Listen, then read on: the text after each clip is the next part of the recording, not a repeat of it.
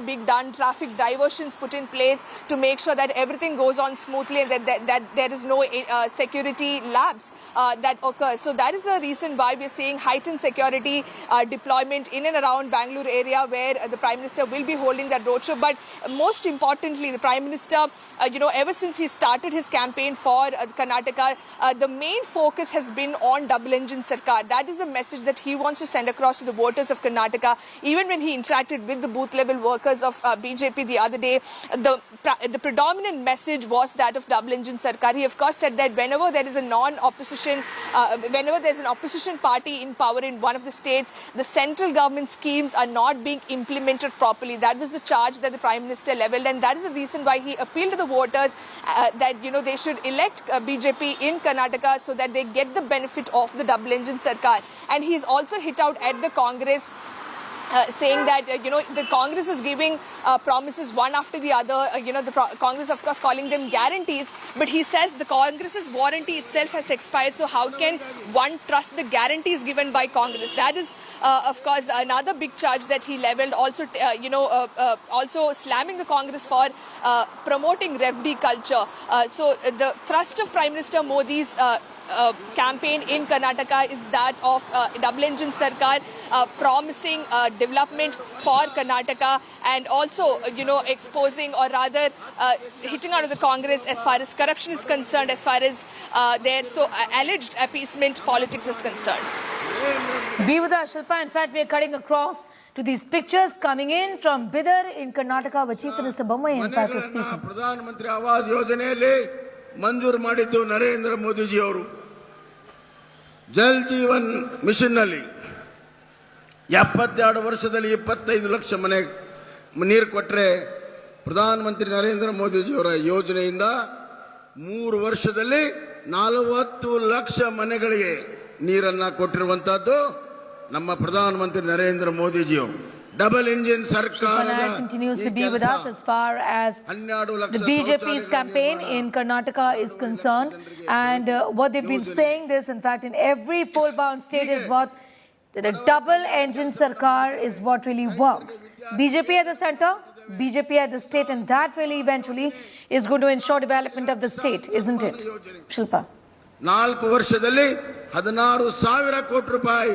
Well, yes, in fact, that is the big message that the BJP is focusing on, that of double engine Sarkar, saying that, if BJP is voted back to power in Karnataka, then it will be beneficial because BJP is in power at the center and the state, and that would mean more development, more welfare schemes for the state.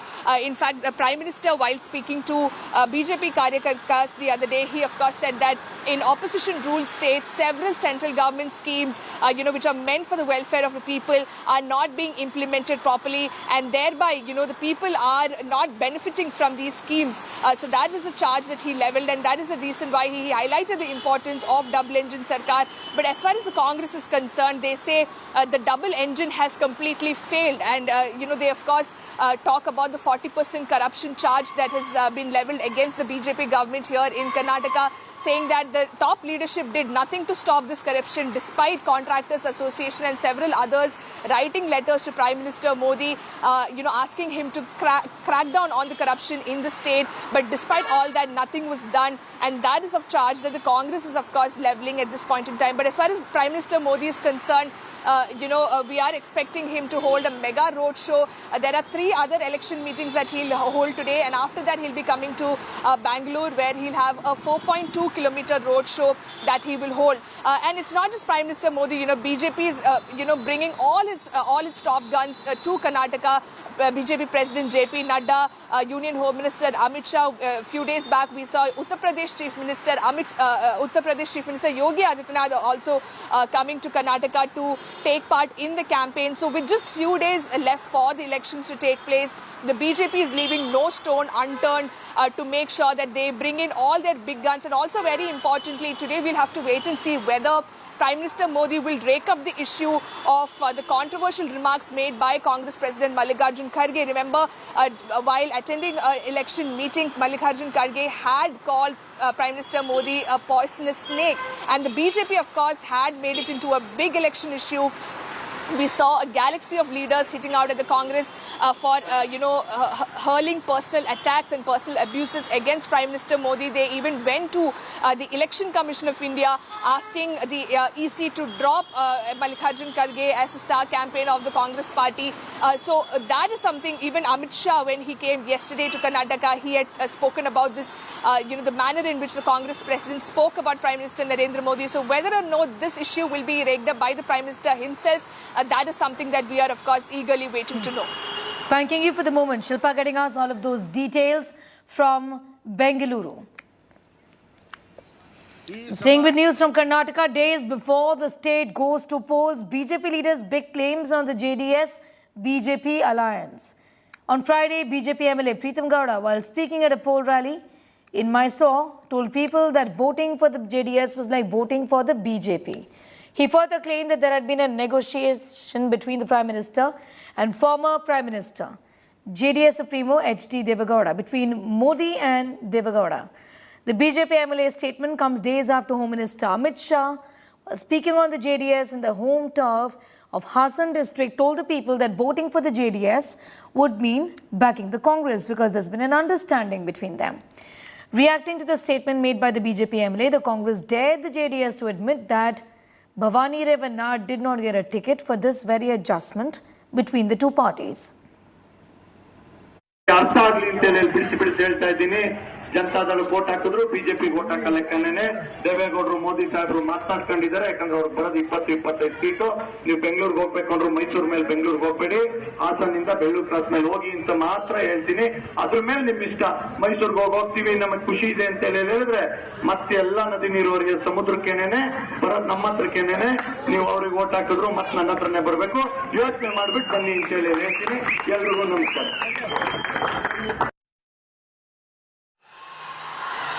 Pictures coming in from Bidar, where Prime Minister Modi is addressing a huge crowd there. Take a listen. Shiva ಶರಣ ಭೂಮಿಗೆ ನನ್ನ ನಮಸ್ಕಾರಗಳು.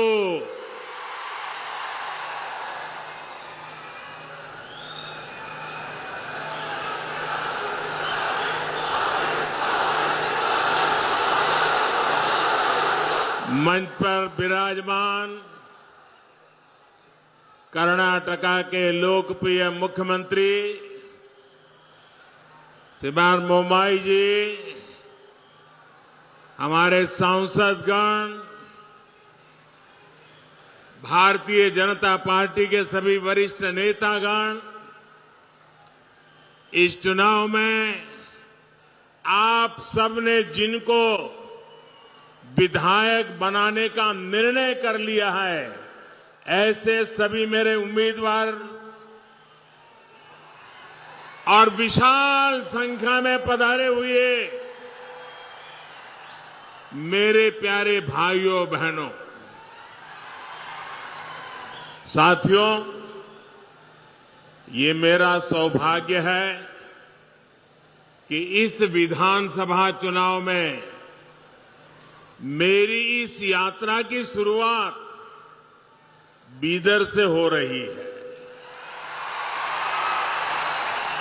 भगवान बसवेश्वरा के आशीर्वाद और आप सभी के स्नेह ने मुझे हमेशा आपके लिए काम करने की ताकत दी है।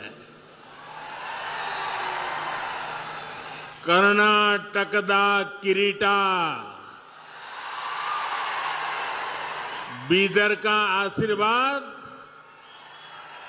मुझे तब भी मिला था जब मैं प्रधानमंत्री पद का उम्मीदवार बना था। मैं बीदर कलबुर्गी रेलवे लाइन के लोकार्पण के लिए भी आपके बीच आया था। समय के साथ बीदर के लोगों का अपनापन लगातार बढ़ता ही जा रहा है। आज इतनी बड़ी संख्या में यहां आकर आपने पूरे देश को संदेश दे दिया है, ಈ ಬಾರಿಯ ನಿರ್ಧಾರ ಬಹುಮತದ बीजेपी सरकार पर विराजमान कर्नाटका का ये चुनाव केवल 5 वर्ष के लिए सरकार बनाने मात्र का चुनाव नहीं है। ये कर्नाटका को देश में नंबर 1 राज्य बनाने का चुनाव है। ये विकसित भारत के लिए कर्नाटका की बड़ी भूमिका तय करने वाला चुनाव है और भारत विकसित तभी होगा जब कर्नाटका का कोना कोना विकसित होगा। विकसित कर्नाटका यानी कर्नाटका के हर अंचल का संतुलित विकास। विकसित कर्नाटका यानी राज्य में विकास के ढेर सारे ग्रोथ सेंटर्स। कर्नाटका की जनता अब अपने इस सपने से पीछे नहीं हटना चाहती। मैं जानता हूं आप सब एक ऐसा कर्नाटका चाहते हैं जहां हाईवे और एक्सप्रेसवे का विस्तार होता रहे। आप एक ऐसा कर्नाटका चाहते हैं जहां मेट्रो की सुविधा और ज्यादा जिलों तक हो। आप एक ऐसा कर्नाटका चाहते हैं जहां अधिक संख्या में वंदे भारत जैसी आधुनिक ट्रेनें चले। आप एक ऐसा कर्नाटका चाहते हैं जहां हर खेत में सिंचाई की आधुनिक सुविधाएं हो। पिछले 5 वर्षों में सामान्य मानवी ने कर्नाटका में विकास की जो रफ्तार देखी है उसके बाद वो रुकना नहीं चाहते और आपके इस सपने को पूरा करने का बीड़ा बीजेपी ने उठाया है।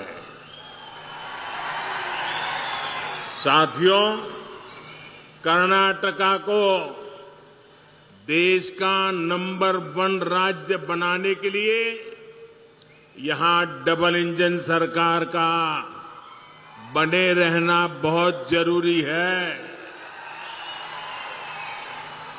जब केंद्र की बीजेपी सरकार और राज्य की बीजेपी सरकार की डबल शक्ति लगेगी तो कर्नाटका को नंबर 1 बनने से कोई नहीं रोक पाएगा। डबल इंजन सरकार से जो फायदा होता है उसका एक उदाहरण कर्नाटका में आया विदेशी निवेश है। भाजपा सरकार की वजह से देश में विदेशी निवेश में रिकॉर्ड बढ़ोतरी हुई है। इसकी वजह से कर्नाटका में भी रिकॉर्ड विदेशी निवेश आया है। कांग्रेस की सरकार में हर साल 30,000 करोड़ रुपए के आसपास विदेशी निवेश कर्नाटका में आता था। बीजेपी की सरकार में अब हर साल करीब 90,000 करोड़ रुपए का विदेशी निवेश कर्नाटका में आ रहा है। ये कांग्रेस सरकार के मुकाबले 3 गुना से भी ज्यादा है। और आपको ध्यान रखना है ये उपलब्धि किस समय हुई? इतना बड़ा महामारी का संकट था, युद्ध चल रहे थे, उसके बावजूद भी ये हासिल किया है। साथियों, डबल इंजन का सरकार का मतलब होता है डबल बेनिफिट, डबल स्पीड। जब कर्नाटका में डबल इंजन सरकार नहीं थी तो छोटे छोटे प्रोजेक्ट्स को पूरा करने में सालों लग जाते थे। पानी की कमी क्या होती है, ये कर्नाटका के किसानों, यहां की माताओं बहनों से बेहतर कोई नहीं जान सकता। कांग्रेस सरकार उसके समय देश भर में 100 से ज्यादा ऐसी सिंचाई योजनाएं थी जो दशकों से लटकी हुई थी। बीते 9 वर्षों में दशकों से अधूरी 60 से ज्यादा सिंचाई परियोजनाओं को हम पूरा कर चुके हैं। इनमें से अनेक प्रोजेक्ट कर्नाटका के भी हैं। यहां बीदर में भी महकर लिफ्ट इरिगेशन परियोजना जैसे अनेक सिंचाई के प्रोजेक्ट पर आज तेज गति से काम चल रहा है। साथियों, आज आप सभी देखते हैं कि पीएम किसान सम्मान निधि किसानों का कितना लाभ किया है। अब छोटे छोटे खर्चे के लिए किसानों को यहां वहां भटकना नहीं पड़ता। लेकिन मैं आज आपको एक और बात बताना चाहता हूं। जब हमने ये योजना शुरू की थी तो यहां कांग्रेस और जेडीएस की ही सरकार थी। लेकिन ये लोग लाभार्थी किसानों की सूची केंद्र सरकार को भेजने में ही रुकावटें पैदा करते थे, लिस्ट नहीं भेजते थे। बताओ, आप सोच सकते हैं कांग्रेस जेडीएस को किसानों से कितनी नफरत है। राज्य सरकार को एक नया पैसा नहीं देना था। पैसा हम दिल्ली से भेज रहे थे। उनको तकलीफ ये थी कि बीच में कोई कटकी नहीं हो रही है, माल खाने को मिल नहीं रहा है, ये सीधा उनके बैंक खाते में जा रहा है, इसलिए लिस्ट ही नहीं देते थे। साथियों, जब कर्नाटका में भाजपा की सरकार यहां आई तो उसने यहां के लाखों किसानों के नाम केंद्र की हमारी सरकार को भेजे। आज उसी वजह से यहां के लाखों किसानों को पीएम किसान सम्मान निधि के पैसे मिल रहे हैं। इतना ही नहीं, केंद्र सरकार ने अगर हर किसान के लिए 6,000 रुपया भेजे तो यहां की भाजपा सरकार ने उसमें 4,000 रुपया और जोड़ दिए, यानी किसानों को और ज्यादा मदद। मुझे खुशी है कि पीएम किसान सम्मान निधि का लाभ कर्नाटका के लगभग 60 लाख किसानों को मिला है। उन्हें केंद्र और राज्य सरकार से मिलाकर 18,000 करोड़ रुपए मिले हैं, जिसमें से लगभग 400 करोड़ रुपए तो यहां बीदर के किसानों को दिए गए हैं।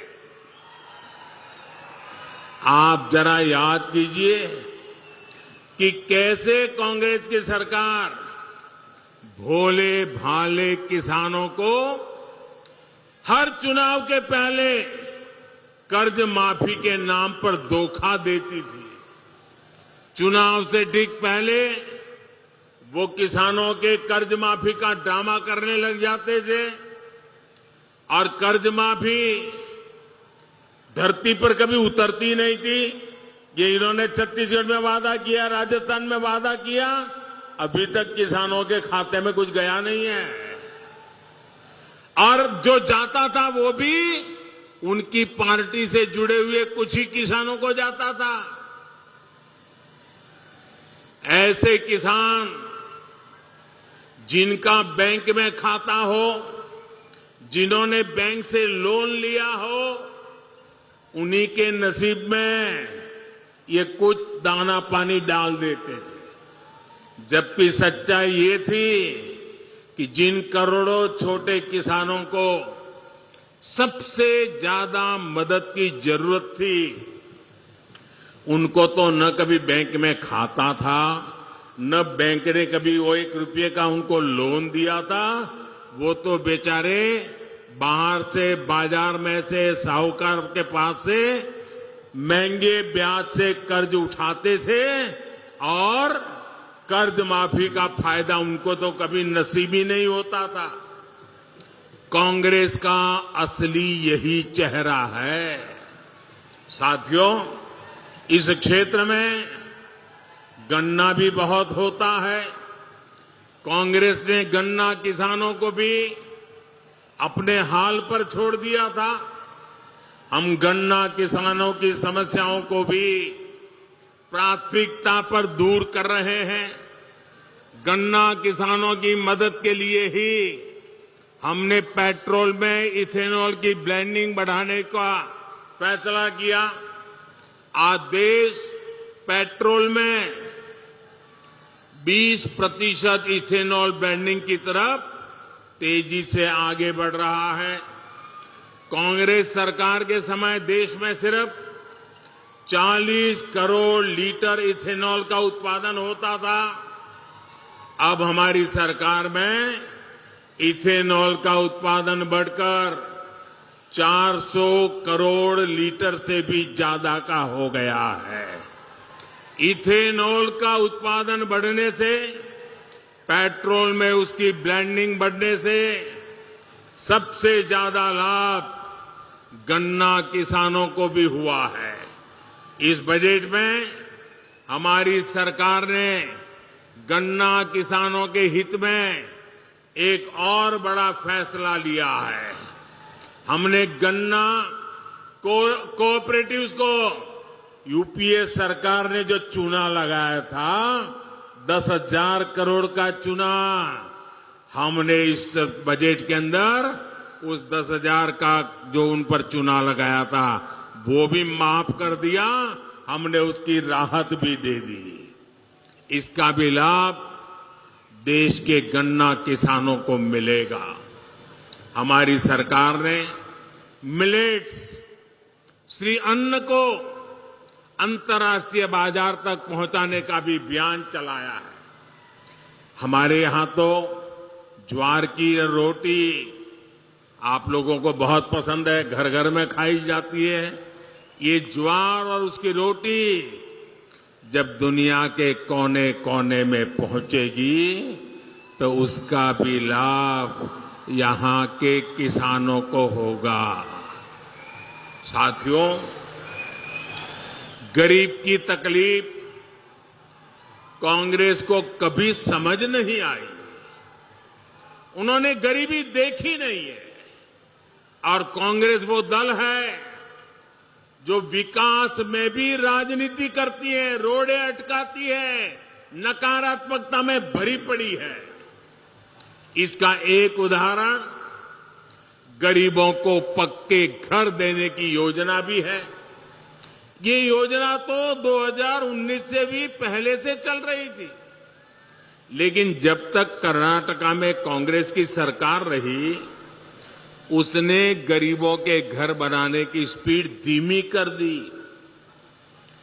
गरीबों के साथ कांग्रेस इस अत्याचार को बीजेपी सरकार ने ही रोका।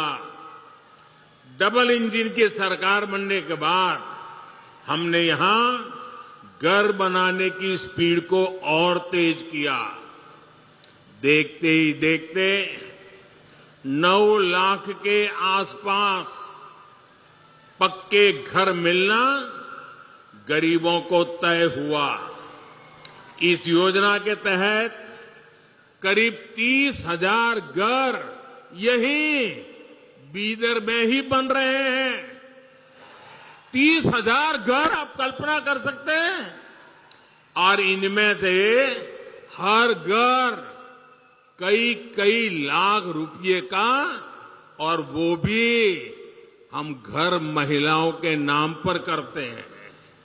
यानी भाजपा की डबल इंजन सरकार ने यहां बीदर में ही 30,000 बहनों को, जिनके घर की कीमत लाखों में है, 30,000 बहनों को लखपति दीदी बना दिया है। साथियों, हमारे देश में गांवों के घरों में नल से पानी ना आने की वजह से भी माताओं, बहनों, बेटियों ने दशकों तक बहुत कष्ट उठाया है। भाजपा की सरकार ने उन्हें इस तकलीफ से मुक्ति दिलाने के लिए ही हर घर जल योजना शुरू की।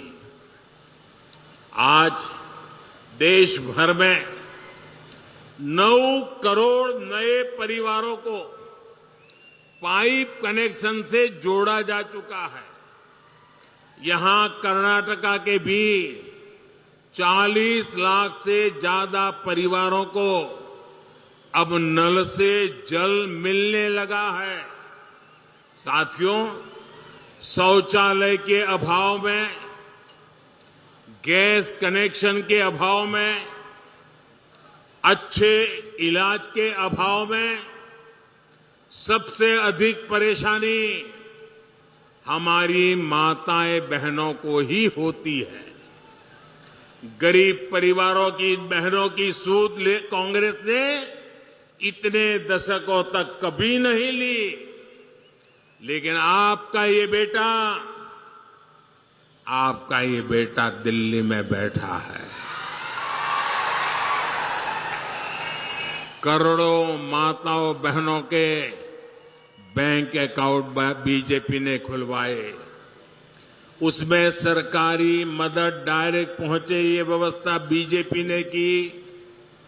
बहनों को बिना गारंटी मुद्रा लोन मिले, ये व्यवस्था बीजेपी सरकार ने की। गरीब मां को अपने परिवार के लिए राशन की चिंता न करनी पड़े, इसके लिए मुफ्त राशन का प्रबंध बीजेपी सरकार ने किया। दूसरे शहरों में भी फ्री रेशन मिल सके, इसके लिए one nation one ration card भी बीजेपी सरकार ने दिया। हमारे बंजारा साथी, उनकी भी सूद कांग्रेस ने कभी नहीं ली। ये बीजेपी सरकार है जिसने उन्हें प्रॉपर्टी का अधिकार दिया, उन्हें विकास के अवसरों से जोड़ा। यही सबका साथ, सबका विकास, सबका विश्वास और सबका प्रयास का सुशान है। और साथियों, बीजेपी के इन सेवा कार्यों के बीच कांग्रेस ने क्या किया? कांग्रेस ने सिर्फ समाज को बांटा, जाति, मत, पंथ के नाम पर बंटवारा किया। कांग्रेस ने शासन के नाम पर सिर्फ तुष्टीकरण को बढ़ावा दिया। कांग्रेस की बेरुखी का सबसे बड़ा प्रमाण हमारी बीदरी आर्ट है। कुछ दिन पहले बीदरी आर्ट की दशकों तक सेवा करने वाले साथी शाह रशीद अहमद कादरी को पद्म पुरस्कार मिला। कांग्रेस की सरकार ने उन्हें सिर्फ हताशा दी थी, निराशा दी थी। भाइयों और बहनों, बीदर एक भारत श्रेष्ठ भारत की तीर्थस्थली है। गोराटा यहां से ज्यादा दूर नहीं है। गोराटा में किसानों के बलिदान को कांग्रेस ने भुला दिया था, सिर्फ इस डर से कि कहीं कांग्रेस का वोट बैंक नाराज ना हो जाए। वहां जो शहीदों का स्मारक पत्थर था, उससे भी जो धूल सफाई का काम, ये भी बीजेपी ने किया भाइयों। अब तो दर्जनों बलिदानियों को समर्पित शहीद स्मारक वहां बन गया है और तिरंगा शान से लहरा रहा है। साथियों, अस्थिर सरकार, जोड़ तोड़ से बनी सरकार के दुष्परिणाम कर्नाटका ने बहुत भुगते हैं।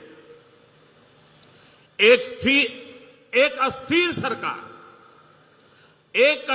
सरकार का फोकस लोगों की सेवा पर नहीं होता है। आपको याद होगा कि कांग्रेस जेडीएस सरकार के मुखिया ने माना था कि वो कांग्रेस की दया पर चल रहे हैं। जेडीएस की जवाबदेही कांग्रेस के प्रति है, कर्नाटका के लोगों के प्रति नहीं है। ये जो उनका सत्ता प्रेम है, ये जो उनका कुर्सी गंवाने का डर है, ये उन्हें आपके लिए कुछ करने नहीं देगा। साथियों, कांग्रेस हर उस व्यक्ति से नफरत करती है जो सामान्य मानवी की बात करता है, जो उनके भ्रष्टाचार को सामने लाता है, जो उनकी स्वार्थ भरी राजनीति पर प्रहार करता है। कांग्रेस की नफरत उससे परमानेंट हो जाती है। अभी इस चुनाव में भी कांग्रेस ने फिर से मुझे गालियां देने का काम शुरू कर दिया है। मैंने देखा किसी ने उन गालियों की लिस्ट बनाई है और वो गालियों की लिस्ट मुझे दी है। अब तक मुझे ये कांग्रेस के लोगों ने 91 टाइम अलग अलग गालियां दी है। अरे कांग्रेस ने ये गालियों की डिक्शनरी में टाइम खराब करने के बजाय अगर इतनी मेहनत उन्होंने गुड गवर्नेंस के लिए की होती, कांग्रेस कार्यकर्ताओं का उत्साह बढ़ाने के लिए किया होता, तो आज कांग्रेस की ऐसी दुर्दशा न होती, ऐसी दयनीय स्थिति नहीं आती। लेकिन साथियों, जो भी गरीब के लिए काम करता है, जो देश के लिए काम करता है, उसे अपमानित करना ये कांग्रेस का इतिहास है। मैं अकेला नहीं हूं जिस पर इस तरह के हमले किए गए। आपको मालूम है, पिछले चुनाव में चौकीदार चोर चलाया, फिर आगे बढ़ गए मोदी चोर चलाया, फिर पूरा ओबीसी समाज चोर है चलाया, और अभी तो चुनाव की शुरुआत हुई कर्नाटका में और मेरे लिंगायत भाइयों बहनों को भी चोर कहने की हिम्मत कर दी। कांग्रेस के लोग कान खोल करके सुन ले, आपने जब जब जिसको गाली दी है, उन्होंने आपको ऐसी सजा दी है, ऐसी सजा दी है, आप दोबारा खड़े नहीं हो पाए हैं। इस बार कर्नाटका में भी ये गाली का जवाब, इनके सम्मान पर जो चोट पहुंची है, उसका जवाब वोट से दिया जाएगा, वोट से दिया जाएगा। भाइयों बहनों, जब ये लोग मुझे गाली देते हैं, अब इतनी गालियां हो गई 91, और उनके टॉप मोस्ट नेता देते रहे, कोई ऐसे नहीं, छोटे मोटे कार्यकर्ता नहीं। और तब मैं सोचता हूं कि भाई ये कांग्रेस ऐसी पार्टी है, उसने तो संविधान निर्माता बाबा साहब आंबेडकर को भी ऐसी ऐसी गालियां दी थी, बाबा साहब को भी छोड़ा नहीं था। एक बार खुद बाबा साहब ने सार्वजनिक तौर पर विस्तार से बताया था कि कांग्रेस उन्हें बार बार गालियां देती है।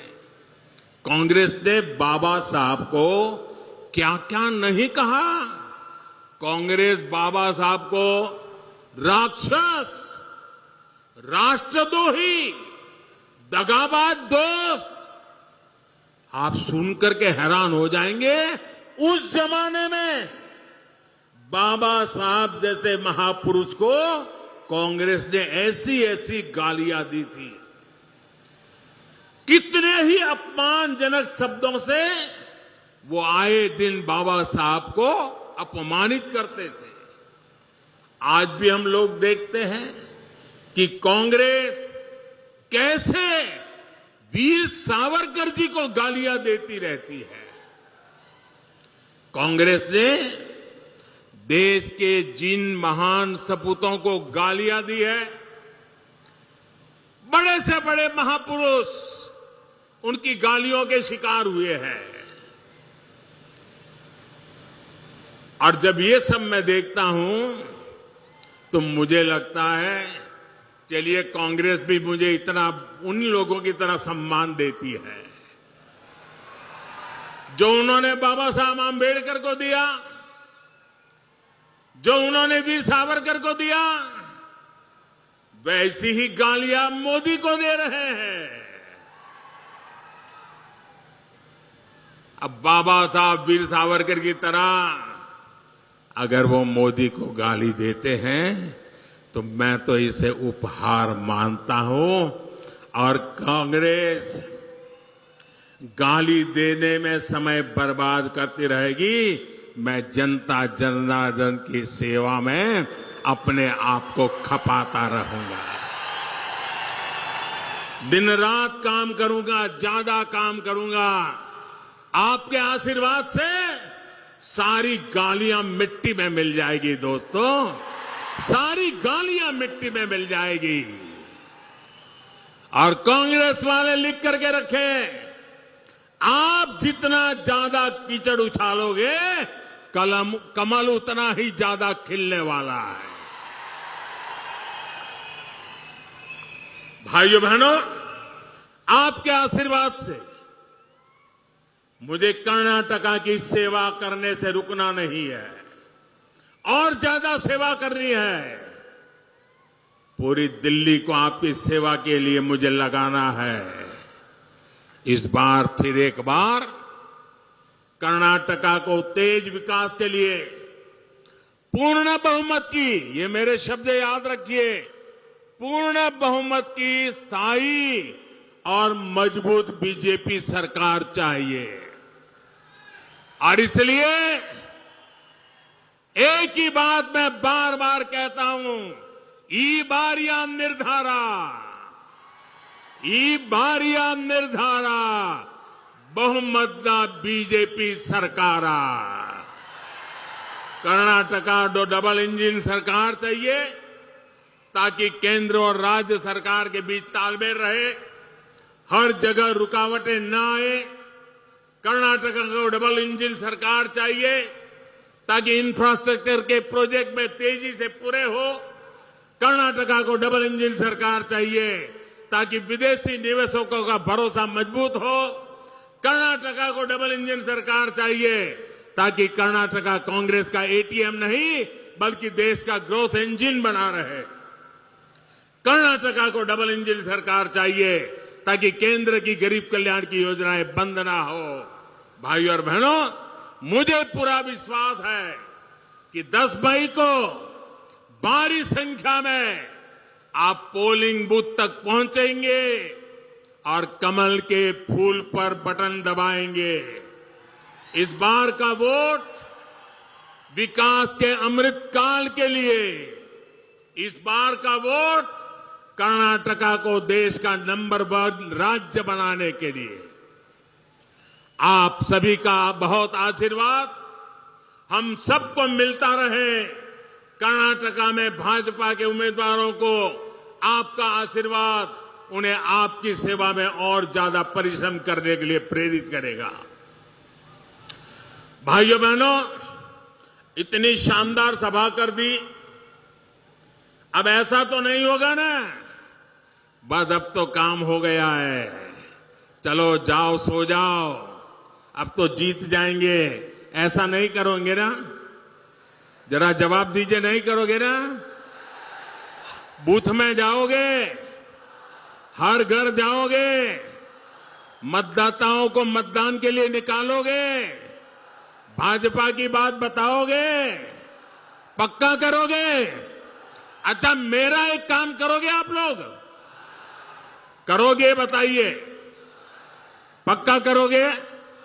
ईमानदारी से करोगे? घर घर जाकर के करोगे? तो एक काम करिए, 10 मई के पहले सभी मतदाताओं के घर जाइए और जाकर के उनको कहिएगा कि आपके सेवक मोदी जी हमारे बीदर जिले में आए थे और आपके सेवक मोदी जी ने आपको नमस्कार कहा है। ये मेरे नमस्कार उनको पहुंचाओगे? हर माता बहनों को पहुंचाओगे? मेरे नमस्कार अगर पहुंचाओगे ना तो मुझे उनके आशीर्वाद मिल जाएंगे और उनके आशीर्वाद से मेरी ऊर्जा इतनी बढ़ जाती है कि मैं दिन रात और ज्यादा काम कर सकता हूं। और इसलिए मेरे लिए आपको ये काम करना है, हर घर जाकर के कहना है कि आपका सेवक मोदी आया था, मोदी ने आपको नमस्कार कहा है। बहुत बहुत धन्यवाद।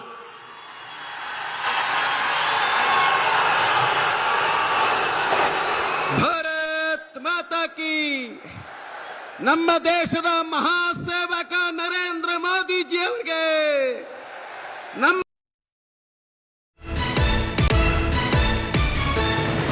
91 occasions that the Congress abused me. Each time they abuse me, my confidence increases, is what the Prime Minister said in a rally in Bidar right now, launching a scathing attack on the Congress, saying that all this energy they could have focused on developmental work and they would have gone places. He has in fact made an outreach to the people in this particular region, asking them to vote for the BJP. Remember, this is in fact the first of the 4 rallies that the Prime Minister is holding today, a total of 22 in a period of 6 days. In the next few days or so to come, the Prime Minister is in Karnataka. He's hit out there at the Congress party.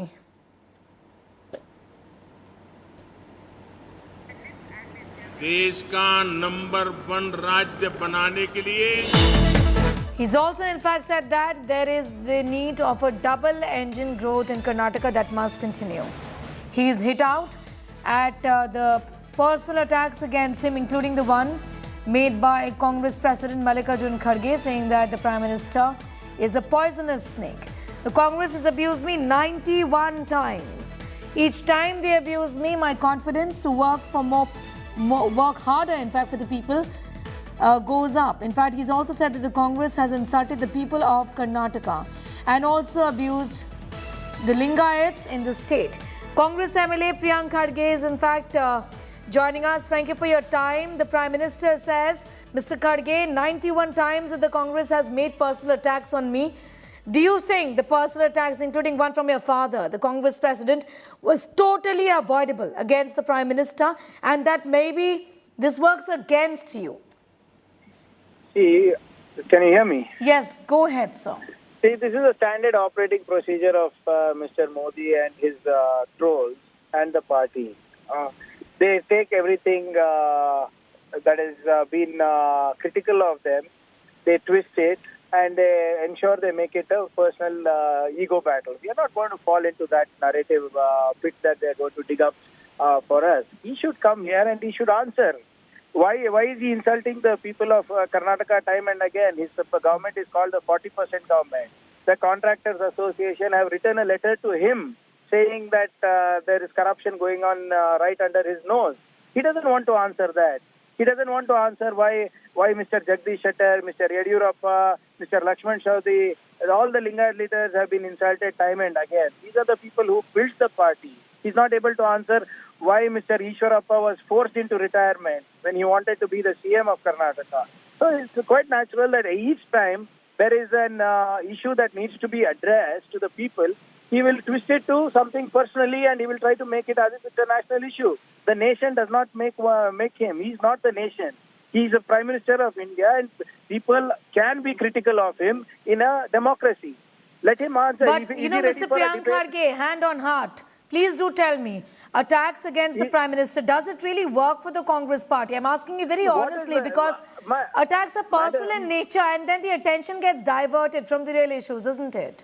No, madam, like I said earlier, let us have a debate on what are the things that they called, what are the names he called Mrs. Sonia Gandhi and Dr. Manmohan Singh and Mr. Rahul Gandhi.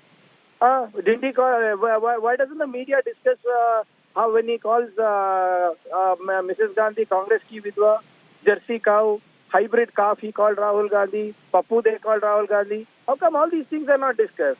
If he is really keen, please set the stage. Yes.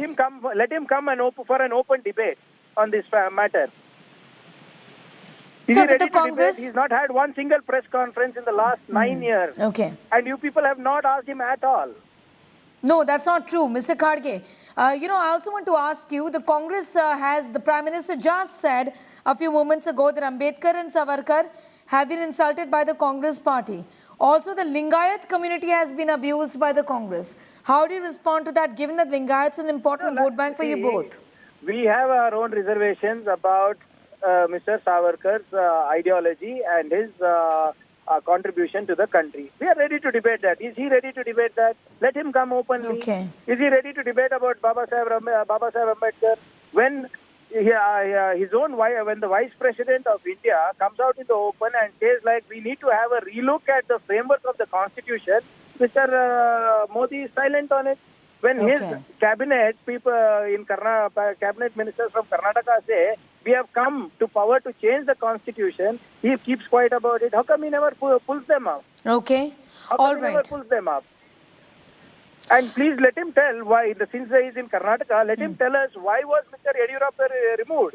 Why was Mr. Yediyurappa, who is the tallest Lingayat leader, made to shed tears and leave the platform? Okay. They've said that was Mr. B.S. Yediyurappa's own call. That's what they've said. But it really is their party matter. What we are concerned about is the development of Karnataka, of your state. Yes. Hear me out, please. Now that, if that is the reason, now Mr. Bommai, who is also a Lingayat, is the Chief Minister, correct? Let them announce that Mr. Bommai is going to be continuing as the CM. Okay. We've heard that at least from our sources. Prahlad Joshi said it. We've heard it from Prahlad Joshi as well, that they would want to continue. That's the indication from the party. But again, that's another matter altogether. That really is an internal matter. The larger issue is of development. And very rightly, Mr. Priyank Kharge, agree with you on corruption allegations that the BJP must answer in the state of Karnataka. I'm going to thank you for the moment for joining us with your views on that. That also brings us to the end of this edition. News continues on the other side. Thanks for watching.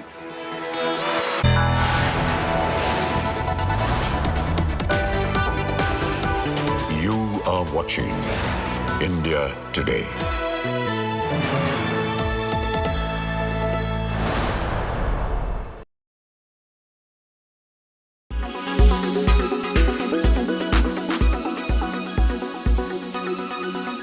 recently saw the skills of ChatGPT extend to creative skills as well.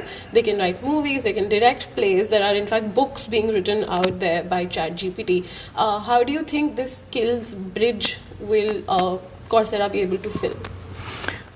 So we are approaching it in a few different ways, right? We are saying, look, firstly, it's helpful to think about generative AI platform as a thought partner. As a business leader, I might be thinking about any element of my work, and I can use ChatGPT as a thought partner. Chances are it may not replace what I do as a worker or as a business leader, but it can be a very powerful thought partner to help refine my thoughts. Now, what we are thinking about is that, look, a learner might want to learn about using ChatGPT, so how do we create content related to ChatGPT? That's one part of it. Second would be, how do we integrate ChatGPT into the learning itself so that that learning can be more personalized, it can be interactive, keeping in mind that there are risks associated as well. How do you bring information which is reliable information into the learning? Because the Coursera belief is that while education is extremely important, the content for education should come from experts. And today, the content on our platform comes from, top 200 universities and about 100 companies. And so how do we integrate technologies like ChatGPT, something that we are actively looking at.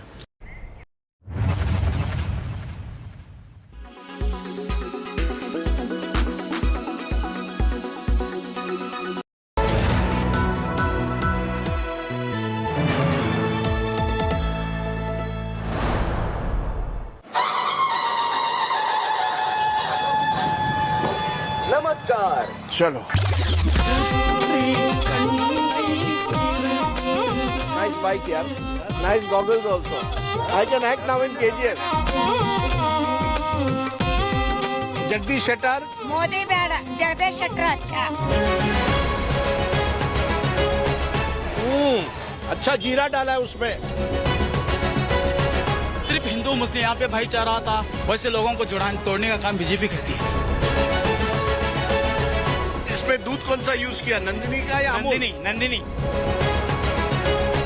People who have worked here from years together, they have built the party. Some people, they have ditched the party.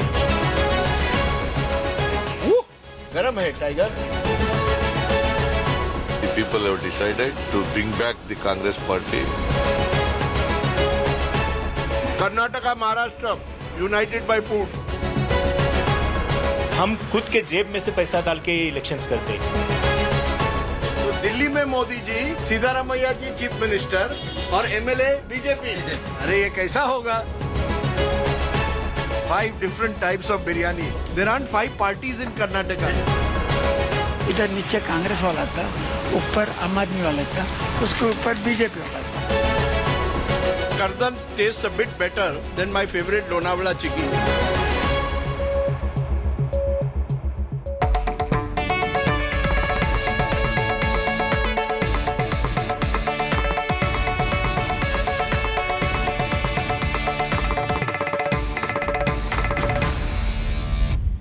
Hello, Namaskara. Welcome to Elections on My Plate, where we are starting our journey through battleground Karnataka, here in North Karnataka or the Mumbai Karnataka region, in front of the magnificent Suvarna Vidhan Sauda in Belagavi or Belgaum. Now, North Karnataka in recent times has been a BJP stronghold, the party pivoting on the support it's got from the politically influential and numerically strong Lingayat community. Will 2023 see history repeating itself, or will the Congress be able to revive, riding on the winds of change and an anti-incumbency sentiment?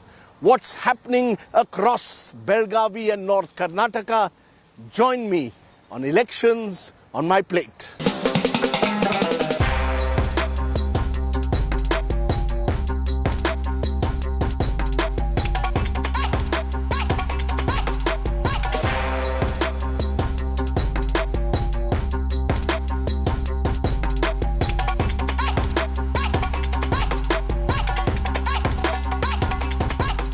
Need some chai to start the day. Namaskara. How are you? Fine, sir. Namaskara. This is on the border of Maharashtra and Karnataka, Belagavi. So you get poha shira, classic Maharashtrian breakfast, and you will get idli vada, that's classic Karnataka breakfast.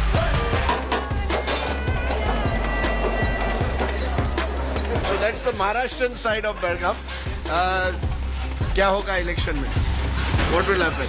I don't know, mostly BJP. Mostly BJP? Yep. Why? That is a trend I am finding here. आप बताओ क्या होगा election में? हमारे को तो कांग्रेस ही आना चाहिए. कांग्रेस आना चाहिए. क्यों? ये सरकार बराबर नहीं है. कांग्रेस आएंगे. कांग्रेस आएगा. वो बोला अभी बीजेपी आएगा. क्यों बोले तो अभी ये घर का सिलेंडर है 431 रुपए है. 431 रुपए पहले था. हाँ. अभी 1200 रुपए. 3 पट कहाँ चलाएंगे? अब गरीब लोग हम ही ऑटो चलाने वाले. तो एलपीजी का दाम बढ़ गया, महंगाई है. मेरे लिए चाय पोहा, चाय और पोहा दोनों बना दिया है. अरे very good, excellent poha, a touch of Maharashtrian style. Lovely. चाय देना, कड़क चाय. Joining me on my poha and idli vada breakfast is Prasad Torvi. Good morning. Morning, Prasad. Namaskara. Namaskara and welcome to Belagavi. Thank you very much. How do you see this election in North Karnataka this time and in overall Karnataka? This election is going to be a watershed. Both the nationalistic parties as well as the regionalistic parties and even the they are fighting neck to neck. So you see a neck-to-neck fight. It is going to be difficult. Seat by seat, candidate by candidate. It is going to be a tough fight. Everybody talks of the Lingayat factor. Lingayats are what? About 16-18% across Karnataka. Yes, sir. But in this part, more than 25%, right? Around 23 to 24% of 23 to 24. So, but you're predicting a tough fight. Yeah, it is going to be a tough. And tough fight in Karnataka means you're not ruling out another hung assembly. No. Now we have another tough battle. Idli vada on this side, poha on this side. One, the pride of Maharashtra, one, the pride of Karnataka. And we are in the Mumbai-Karnataka region. I have stuck to poha for now, but I'm told there's a very special idli restaurant that Prasad is going to take me to. Let's go.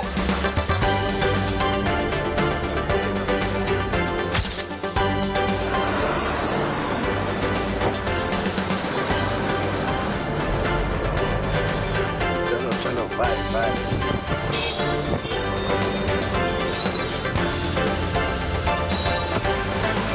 Idli time.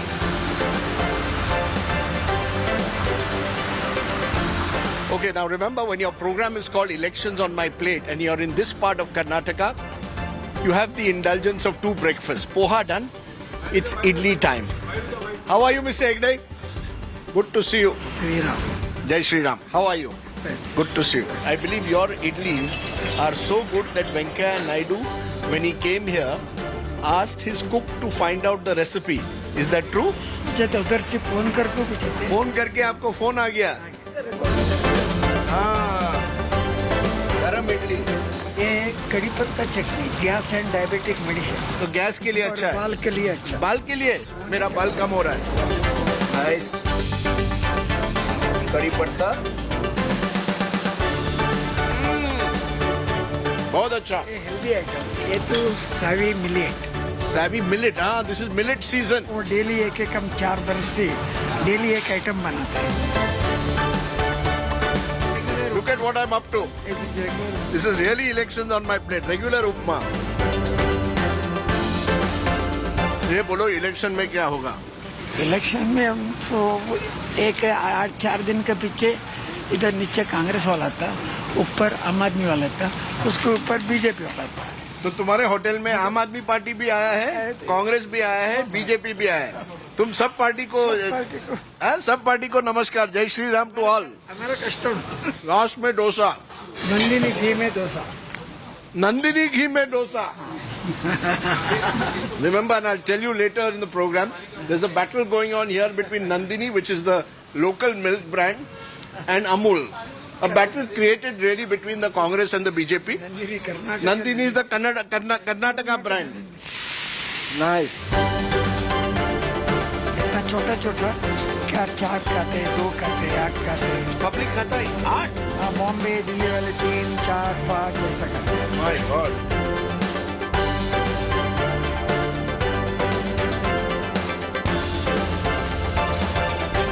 Okay, coconut chutney and dosa इधर रख दो।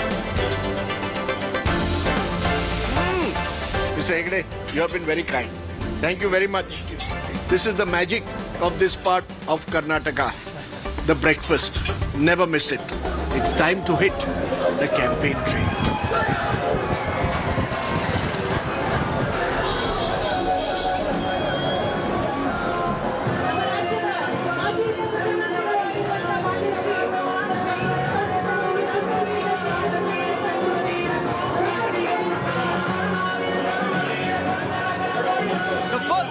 On our campaign trail here in North Karnataka is here in Gokak, 60 kilometers away from Belagavi, in what is being seen as the prestige fight of this region. The BJP candidate Ramesh Jarkhioli was once with the Congress, switched over, defected 4 years ago to bring down the JDS Congress government. This time the Congress is trying to take its revenge, led by former Chief Minister Siddaramaiah, who's been joined by a former Deputy Chief Minister of the BJP, Lakshman Saudi, who switched now to the Congress. I know all this sounds complicated, but defection Raj is part of Karnataka politics. Can Siddaramaiah fulfill his dream to become Chief Minister once again in what he says is his last election? Let's find out.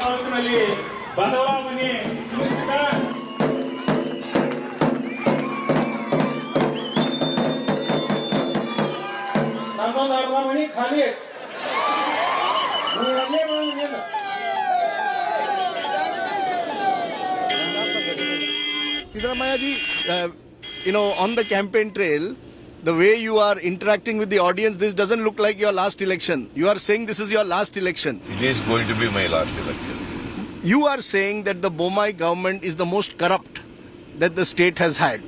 Bomai ji is saying, "Mere ko proof do." Where is the proof? You cannot just make allegations. It is not a fact that one ADGP level police officer has gone to the jail. Is it not the evidence that one Santosh Patil, who committed suicide because the Ishwarappa has demanded 40% commission from him to get his bill cleared? But Mr. Siddaramaiah, this is a region where Lingayat factor matters. Large number of Lingayats are there in this region, BJP's traditional supporters. Will those supporters remain with the BJP? Is that the big concern, that BJP has a large caste base in Lingayats? In Karnataka, Congress party is getting votes from all communities in the state. But in 2018, the Lingayats didn't vote for you, particularly when you were accused of dividing them. I want to know, will Lingayats vote for you this time? No, it was a mispropaganda. I didn't divide Lingayats or any other community or any other religion in Karnataka. Okay, the big question, of course, am I talking to a future Chief Minister? You keep telling me you are a strong aspirant for it. Yes. Is it just a strong aspirant, or are you confident that you will be made the next Chief Minister? No, I am one of the aspirants, strong aspirants.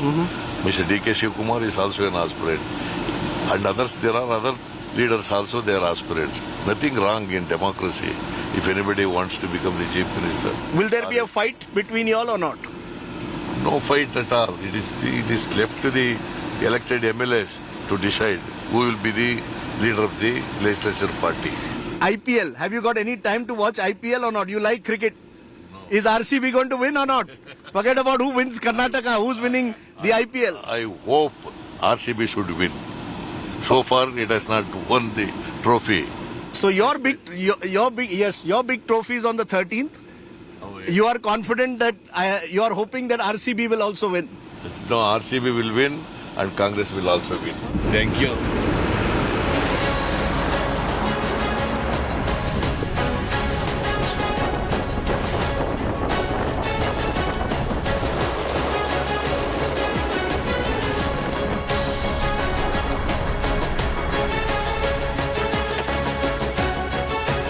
Congress appears to be relying on its state-level leaders like Mr. Siddaramaiah to pull off this election. The BJP appears to have put all its eggs this time in the Modi basket. It's a strategy that worked spectacularly well in the 2019 Lok Sabha elections when the BJP won 26 of the 28 seats from Karnataka. But this is a state assembly election. Can the BJP overcome the absence of a strong local leadership face?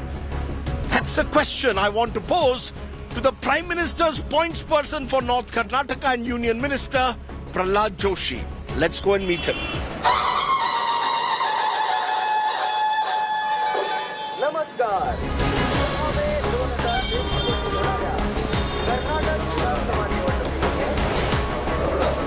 Why is it that people are leaving the BJP to join the Congress in Karnataka? As I said, in other parts of the country, we've seen Congress people join the BJP, but 10 MLCs have switched sides. You've got a chief minister who switched sides. The perception, therefore, is that the Congress is the rising sun in Karnataka and the BJP is the declining force. There are people who have, comparatively, who have lost the hope of victory or winning.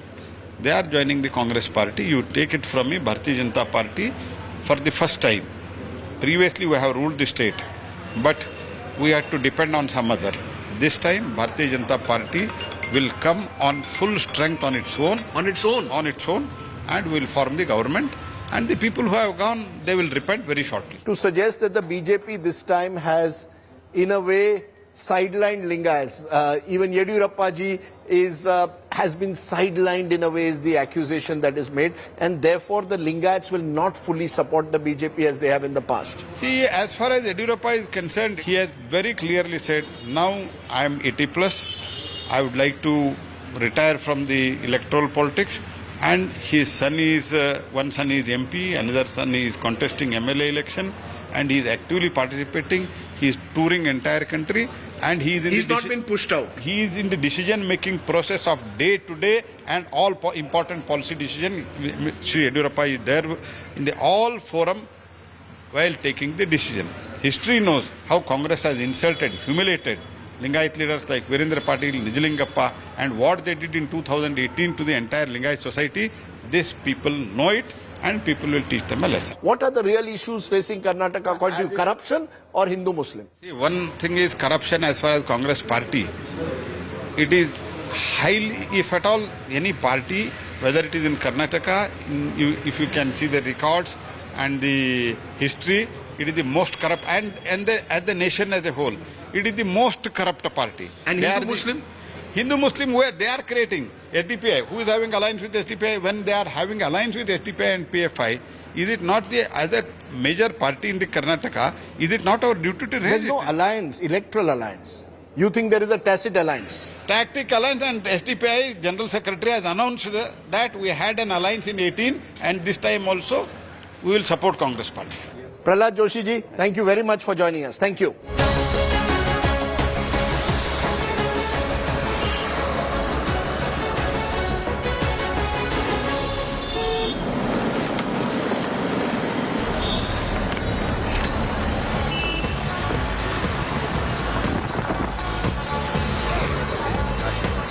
Now you can't come to Gokak, call your program elections on my plate and not have a sample of Gokak's famous sweet, the Gardant, made, I'm told, of a unique blend of dry fruit and sweet.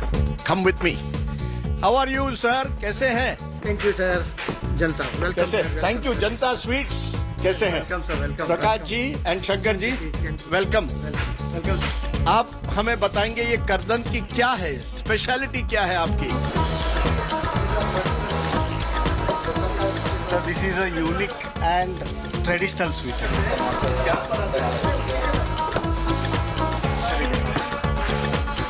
तो ये बताइए इसके बारे में unique क्या है? क्या है इसके बारे में जो बाकी स्वीट्स में नहीं है? बाकी स्वीट्स में नहीं, ये सब हेल्दी फूड है सर. हेल्दी है? हेल्दी है और ये हेल्दी स्वीट्स और इम्यूनिटी बूस्ट है. ड्राई फ्रूट्स में कम से कम 10 आइटम ड्राई फ्रूट्स का रहता है. प्योर घी रहता है. तो ये कोलेस्ट्रॉल के लिए बढ़ेगा मेरा कोलेस्ट्रॉल? नहीं सर. 17 to 18 आइटम्स मिलके करदंट बनता है. हमारा जनता करदंट.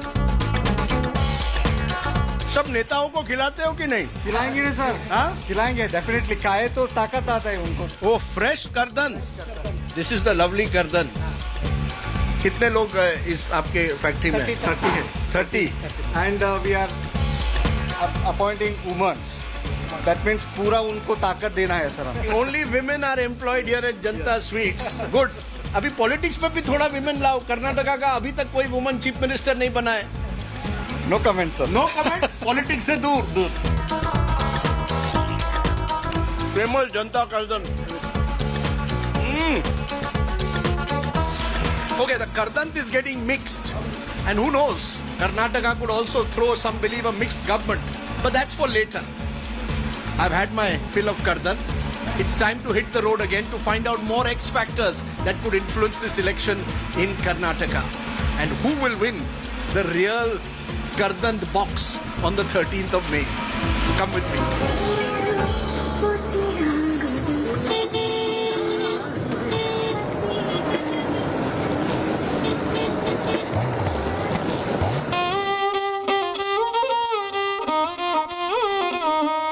In an election where local connect and the caste factor in particular matters in Karnataka, it's the Lingayat factor that remains the X factor here in North Karnataka. Several constituencies here have more than 20% Lingayat vote, and traditionally this has gone with the BJP in recent times, particularly because of the leadership of B.S. Yediyurappa. But this time Mr. Yediyurappa is no longer the chief ministerial face of the BJP, so how will the Lingayats vote is a big question mark.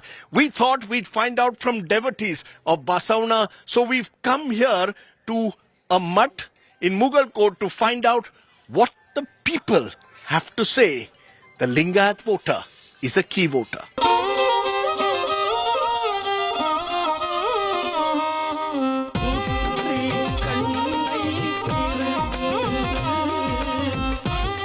In this election, will Lingayat community still be with BJP even though Mr. Yediyurappa is not the chief minister face? ಇದು ಜಾತ್ಯತೀತ ಮಠ sir. ಇಲ್ಲಿ ಯಾವುದು ಪಕ್ಷ ನೋಡಂಗಿಲ್ಲ, ಇಲ್ಲಿ ಪಕ್ಷ ಇಕ್ಷ ಏನ್ ನೋಡಂಗಿಲ್ಲ. ಇಲ್ಲಿ ಯಾರು ದರ್ಶನ ಮಾಡಿ ಹೋಗ್ತಾರ, ಅಜ್ಜ ಯಾರಿಗೆ ಆಶೀರ್ವಾದ ಮಾಡ್ತಾರ ಅವ್ರು ಬರ್ತಾರೆ. ಇಲ್ಲಿ ಬಿಜೆಪಿ ಕಾಂಗ್ರೆಸ್ JDS ಅನ್ನೋದು ಈ ಮಠದಲ್ಲಿ ಇಲ್ಲ ಸರ್. ಸರ್ವ ಜಾತಿ ಮಠ ಐತಿ ಸರ್ ಇದು. ಇಲ್ಲಿ ಯಾವ ಪಕ್ಷನೂ ಗೊತ್ತಾಗಂಗಿಲ್ಲ ಸರ್ ನಮ್ಗೆ. ಇಲ್ಲಿ ಎಲ್ಲಾರು ಬಂದು ಆಶೀರ್ವಾದ ತಗೋಬಹುದು ಅಷ್ಟೇ sir. Do they want a Lingayat CM? Lingayat CM चाहिए? No sir. No. They are not going to give it. No going to. ये इलेक्शन में लिंगायत समाज बीजेपी के साथ रहेगा, कांग्रेस के साथ रहेगा, येडियूरप्पा चाहिए, सिद्दारमैया चाहिए. ಹಂಗೇನು ಹೇಳ್ರಿ ಸರ, ಲಿಂಗಾಯತರ ಮಾಡ್ಬೇಕು ಅಂದ್ರೆ ಎಲ್ಲ ಲಿಂಗಾಯತರ ಸೇವೆಲ್ಲ ಕಾಂಗ್ರೆಸ್ ಮಾಡತ್ತಿದ್ದೀರಿ. ಲಿಂಗಾಯತರ ಲಿಂಗಾಯತರು ಕಾಂಗ್ರೆಸ್ ಮಾಡತ್ತಾರ ಈಗ. ನಾವು ಲಿಂಗಾಯತರೇ. Lingayat will support Congress this time.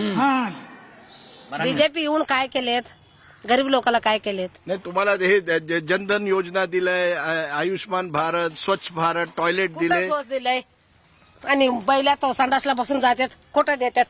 काय सांगायला लागलाय तुम्ही? येऊन जावा. सिलेंडर आम्हाला सिलेंडर काँग्रेस पाहिजे.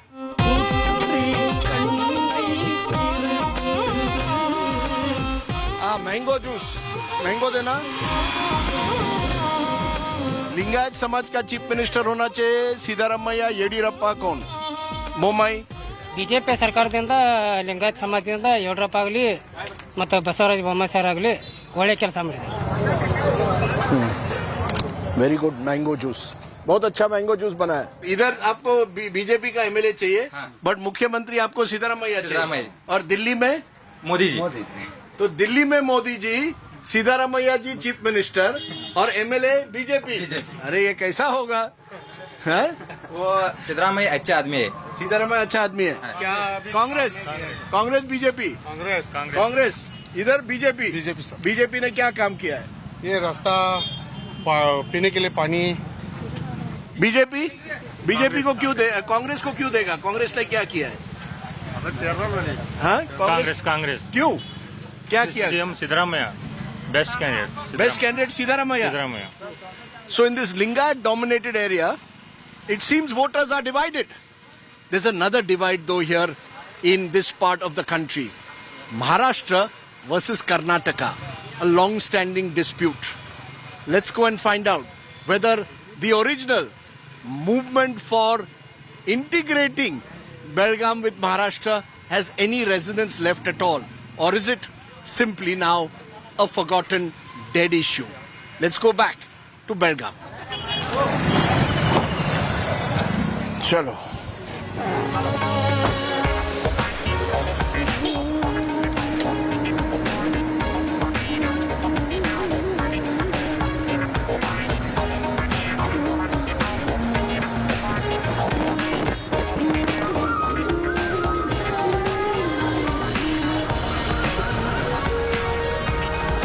Now, Belgaum has been in the news for the wrong reasons in recent times. The stoning of a lorry carrying a Maharashtra number plate by pro-Kannadiga activists last year sparked off a strong reaction in Maharashtra's political class and threatened to revive the long-standing dispute between Maharashtra and Karnataka. Remember, in 2013, the Maharashtra Ekikaran Samiti that calls for a merger of Belgaum with Maharashtra won 2 seats in this region. Now, they're trying to revive themselves. Will they be a local X factor? Let's find out. Namaskar. Kashe aaj? Namaskar. Namaskar. No namaskara here. Here I have to say namaskar. Here I have to say Jai Maharashtra. This is why this is such a contentious issue. Basa, basa. Okay. I want to understand from all of you. Are you trying in a way to use this election to revive your merger plan? Is that the aim? Why you are contesting so strongly again, once again this time? Yeah, we want to, actually these people from the Belgaum, actually we are properly from Maharashtra. This area belongs to Maharashtra. Karnataka government has acquired this our area. No, that is your claim. Yeah. Karnataka now says this is our area. There's a Vidhan Sauda here. Kannadigas are there in equal proportion to Maharashtrians, probably more now.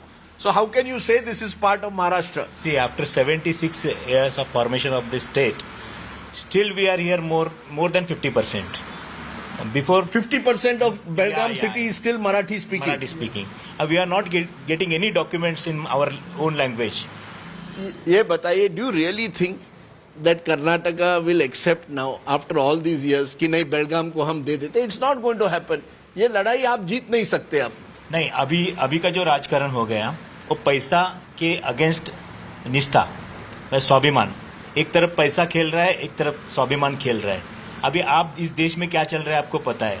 पैसा जीत पाएगा या स्वाभिमान जीत पाएगा. या अभी after 76 years this problem has become like that. अभी इस तरह से प्रॉब्लम हो गया. You don't have the money power. No, we don't have. Sir, कई लोग ये कहेंगे कि ये मुद्दा अब 70 साल से अब खत्म हो जाए. क्यों बार बार इसको उठाना है, लोगों को डिवाइड करना है? खत्म कर दीजिए. बाबरी मस्जिद, राम मंदिर का मुद्दा जो है वो कितने साल चला आ रहा था और उसको भी हल निकालने के लिए केंद्र सरकार को काम करना पड़ा है. इसीलिए हम केंद्र सरकार को रिक्वेस्ट करते हैं, जैसा राम जन्म बाबरी मस्जिद के बारे में आपने निर्णय लिया, 70 साल के बाद 370 कलम नष्ट करने का निर्णय आप ले सकते हैं, तो राज्य पुनर्रचना में जो हम पर अन्याय हुआ है वो दूर क्यों नहीं करते? Okay, just in conclusion here, I want to make a disclosure. My late grandmother came from what is now a part of Karnataka, but she was Marathi speaking from Bagalkot district. This is a complicated, complex issue that is difficult to resolve perhaps.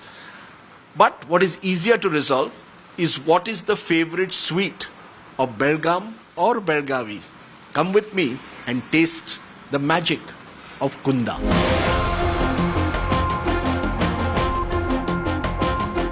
Kunda time.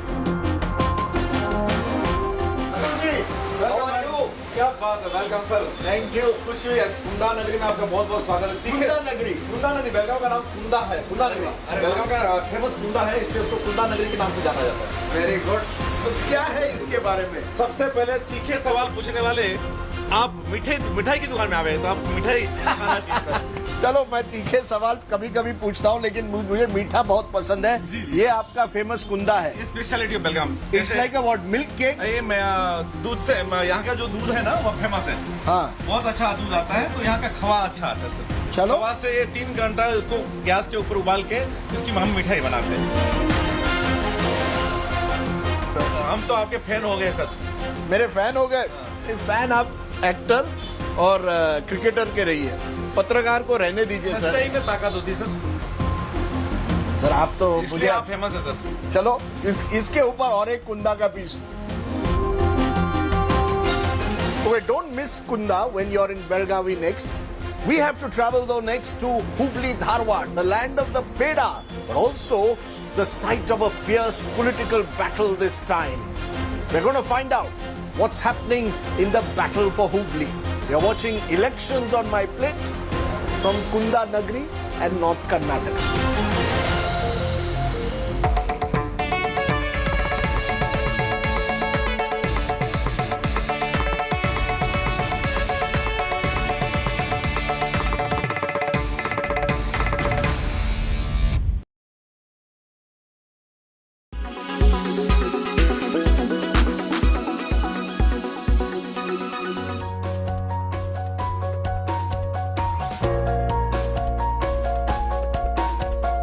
If you visit the Maharani Hospital in Jagdalpur, you cannot miss this tea shop located right outside.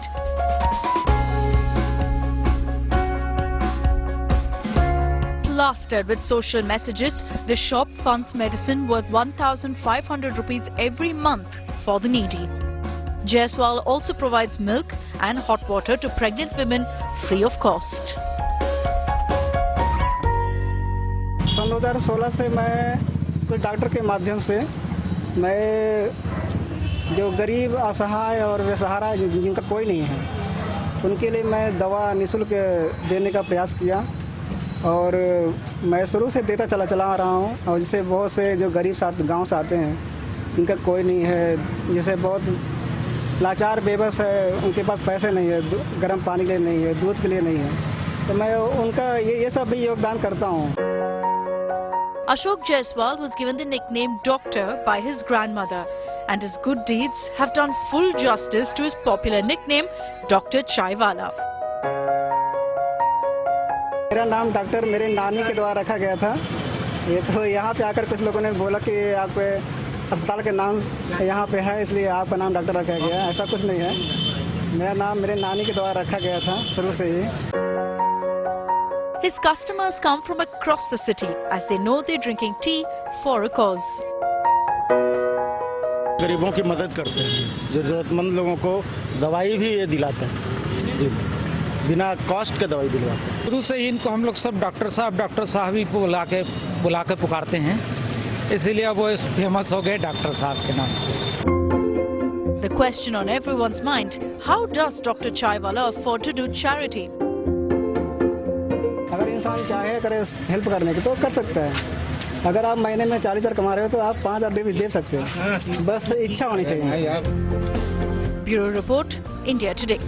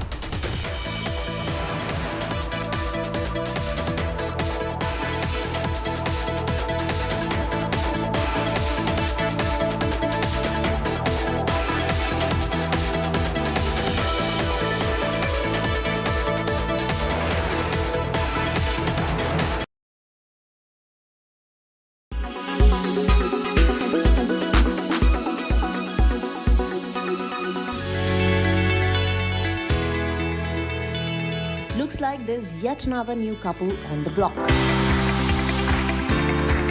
Yes, the B-town is full of newly blossomed love, and this time the Cupid has struck Amitabh Bachchan's grandson Agastya Nanda and Shah Rukh Khan's daughter Suhana Khan.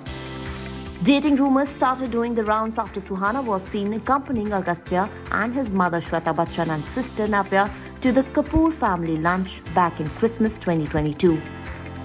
And if reports are to be believed, it was during that outing when Agastya introduced Suhana as his partner to everyone. The Kapoors are Former's extended family on the paternal side. As per sources, the duo started dating on the sets of The Archies.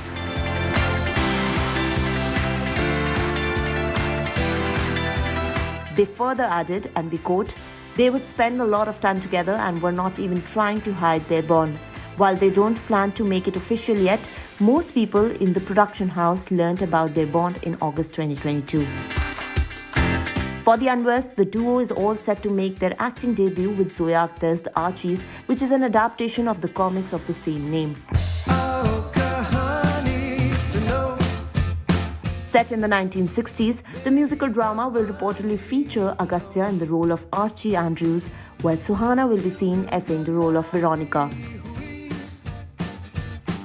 The film also marks the debut of late actress Sridevi and Boney Kapoor's younger daughter Khushi.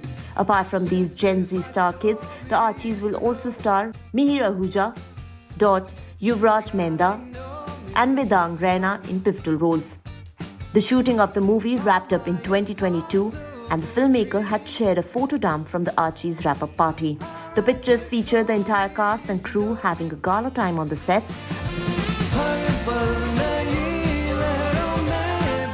As for Suhana and Agastya, they are yet to comment on their relationship rumors. Entertainment Bureau, India Today.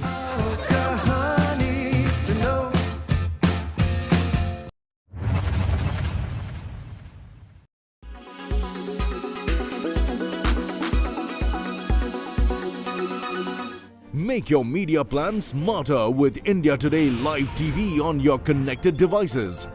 Amplify your brand with 100 million smart internet viewers. To advertise, mail us at sales@aajtak.com.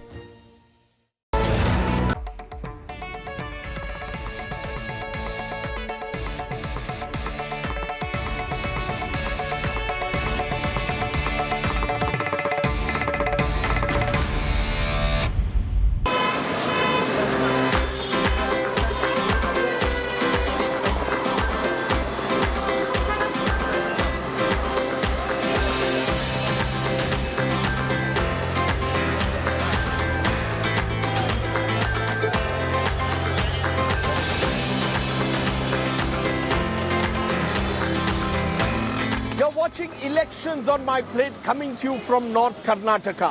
Now, every election throws up one or two local battles that become symbolic of the bigger fight. In 2023, that's happening here in Hubli, Dharwad. Ever since six-time BJP MLA and former Chief Minister Jagdish Shettar quit the party after being denied a ticket and has joined as a Congress candidate, all eyes are here on Hubli. Remember, Amit Shah downwards, the BJP has vowed to defeat Shettar. Will this become symbolic of the larger revolt within the BJP? Can the Congress really breach a BJP citadel?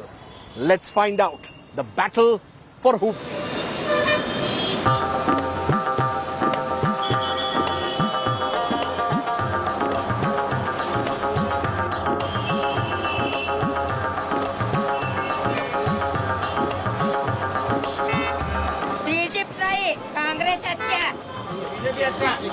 Congress BJP ಬೇಡ ಬೇಡ ಬೇಡ जगदीश शेट्टार ಮೋದಿ ಬೇಡ जगदीश शेट्टार अच्छा Jagdish Shettar good BJP है ना वो सिर्फ drama बात करने के लिए बीजेपी ड्रामा करने के लिए तो अभी जगदीश शेट्टार बीजेपी इतने साल से हुबली में था अभी बीजेपी छोड़ के कांग्रेस में चला गया है छोड़ो आप ही सोचो ना क्योंकि वो इतना बड़ा मिनिस्टर था सीएम था सीएम होके कांग्रेस को आ गए तो उसका अंदर का सब कुछ शायद पता चला होगा अंदर का पता चला तुमको क्या लगता है छोड़ना चाहिए था नहीं छोड़ना चाहिए था नहीं छोड़ना चाहिए था क्यों क्योंकि इतना साल बीजेपी मौका दिया सीएम हुआ और विपक्ष का नेता हुआ सभी अच्छा था बीजेपी में आपको लगता है हुबली में कोई सुधार हुआ है कि नहीं हुबली बेटर हुआ है कि नहीं पहले से बेटर है अभी हुबली पहले से बेटर है रोड अच्छा बना दिया है अच्छा रोड बनाया है हाईवे पे आप जाओ एक पहले लेकिन कुछ लोगों को दिखाई देता है कुछ लोगों को नहीं दिखाई देता तो क्या कर सकते हैं देखिए सर आप देख सकते हैं आप एक्सटीरियर में जाइए वहाँ पे रोड इतने अच्छे हैं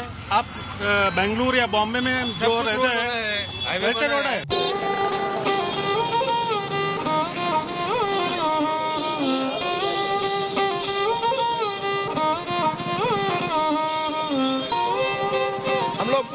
हुबली में सबका अटेंशन है, जगदीश शेट्टार छोड़ गया, इतने साल बीजेपी में था, गलत किया सही किया? गलत किया, जो पार्टी उसको आगे लाई। हाँ, बट एथिक्स नहीं है, पॉलिटिक्स में ही एथिक्स नहीं है। तुम बीजेपी को वोट देता है या कैंडिडेट को वोट देता है? मोदी को वोट देते हैं। मोदी जी को वोट देता है, पर अभी तो इलेक्शन कर्नाटका का है, दिल्ली का नहीं है। हाँ। यहाँ पे भाईचारा था, कर्नाटक में हिंदू मुस्लिम मिलके रहते थे, एक बर्तन में 2 लोग खाना खाते थे। वैसे लोगों को तोड़ने का काम बीजेपी करती है, सिर्फ हिंदू मुस्लिम पे वोट मांगती है, दूसरा कुछ काम नहीं। अदब के मंच पर इंसान से इंसान मिलता है, अदब के मंच पर इंसान से इंसान मिलता है, ना कोई हिंदू है, ना मुस्लिम, ना सिख, ईसाई, यही तो मंच है जिसपे हिंदुस्तान मिलता है। अरे वाह, तुम तो शायर बन गए। ओहो, कैसा दिया? 60 रुपए। 60 रुपए मेड फॉर द समर, बहुत अच्छा है, थैंक यू। नाइस स्माइल, तुम्हारा स्माइल बहुत अच्छा है, लवली स्माइल। आ रहे हो टाइगर? ये फ्रूट का जूस। फ्रूट का जूस, एप्पल अंदर डाल दिया है। ये क्या है? एप्पल जूस और ये लस्सी। ओहो लवली। ये स्ट्रॉबेरी। स्ट्रॉबेरी, ओए होए टाइगर, बहुत गर्मी है, एक लस्सी पिला दे।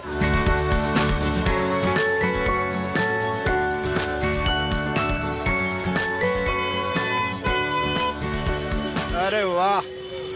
Okay, the election temperature is getting hotter. Perfect to have a lassi.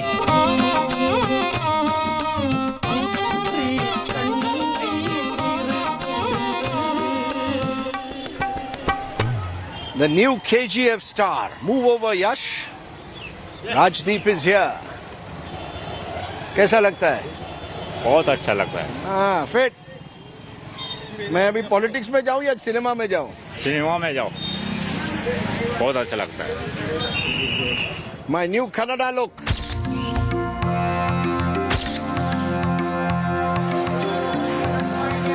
चलो tiger, where is softy? Butterscotch with softy. butterscotch with chocolate. Butterscotch with chocolate softy. यानी मिक्स कर रहा है। हाँ, कर्नाटका में मिक्स सरकार आएगा लगता है। नहीं, मिक्स नहीं आएगा। मिक्स नहीं आएगा, बीजेपी आएगा। बीजेपी आएगा। सॉफ्टी मिक्स रहता है। सॉफ्टी मिक्स है। बीजेपी लॉन्ग टर्म बहुत ज्यादा प्यार है। बीजेपी आएगा, कौन आएगा इस बार? बीजेपी आएगा। चलो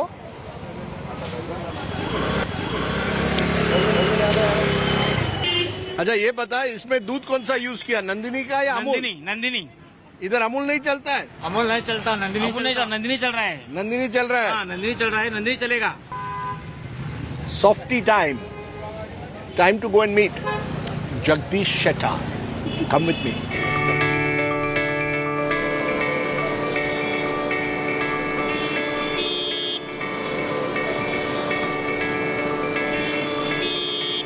Okay, now switching sides in politics in Karnataka is no longer unusual. But when a 6-time MLA and a former chief minister who's been a hardcore BJP RSS man suddenly chooses this time to join hands with the Congress, it leaves several questions unanswered. Those are the questions we're going to pose to Jagdish Shettar as we look at the Battle of Hubli.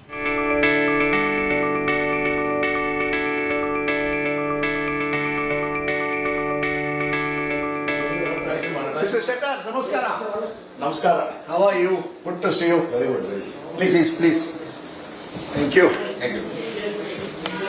How are you? You are looking very relaxed. Always I'm relaxed. Always you are relaxed. But you are facing the biggest fight of your political career in a way. 6 times I faced. All the 6 elections I got elected with a huge margin of 25,000. But that time you were in the BJP and this Hubli is seen as a BJP fortress. Now you are with the Congress, the party that you have defeated these 6 times. How will you adjust to this? No. Because before 94, wherever who fought election on BJP in this constituency, they lost the deposit. I organized the party. I created a cadre. And definitely BJP name is also there and cadre is also there. But my relation with my people is heart to heart. So in person also they like me. In person also. No, you're saying this because the other side, The BJP says how much we have given Mr. Shettar. We made him minister, chief minister, speaker. We gave him everything. You have betrayed the party. I am definitely grateful to the party, no doubt at all. But against that, I contribute a lot for the organization of the party. Particularly under the leadership of Yediyurappa and Anant Kumarji, I built the party in North Karnataka. In the entire state I toured, but particularly North Karnataka, according to their Margdashana, I built the party in North Karnataka because of all our efforts. It is not my only efforts. Because of all our efforts here, BJP is a very strong in North Karnataka. But the fact is, sir, the BJP is a party which has been Lingayat dominated. You are a Lingayat yourself. Now you are leaving the party. The Lingayat vote will go with the BJP, and without the Lingayat vote you cannot win in Hubli. Definitely. Because of self-respect is hurt, and even it is hurted to the community people also. People of this region, people of the Karnataka, so many people, they call me every day. It is injustice to you because you are senior leader. Simple, giving one denial of the one ticket. How we treated? I want to clear from you. When you say your self-respect, who are the they who have damaged yourself? Is it BL Santosh? Already I told in public, in press conference, that Mr. BL Santosh. Okay, you are angry with the BJP leadership. Why do you need to join the Congress? You could have been an independent. You are fighting the very party that you have opposed all your life. Because you are with the party that you have opposed all your life. I am in the national party, one BJP earlier. Now I wanted to join another national party. And all parties' main target and aim is to Janakalyana and welfare of the ordinary people, poor people, Dalit people. It is a BJP aim is also there, Congress aim is there. And if you see my 6 years, 6 times MLA, I have treated all communities equally. No differences, no distances. The one issue which is being raised in this election is corruption. 40% commission Raj government, it is being called by the Congress. Do you believe that this is a 40% commission government? You have been chief minister. In all the governments, corruption is there. All governments, corruption is there. Here also, corruption is there in the BJP government. What 40% alleged, whether that 40% is 30%, I don't know. But some corruption is there. Some corruption or lot of corruption? Corruption is there. We wish you well, Mr. Shettar. You are sounding confident. Thank you. But and also calm. But we'll wait and see whether this is the calm before the storm. Yes, thank you so much. Definitely.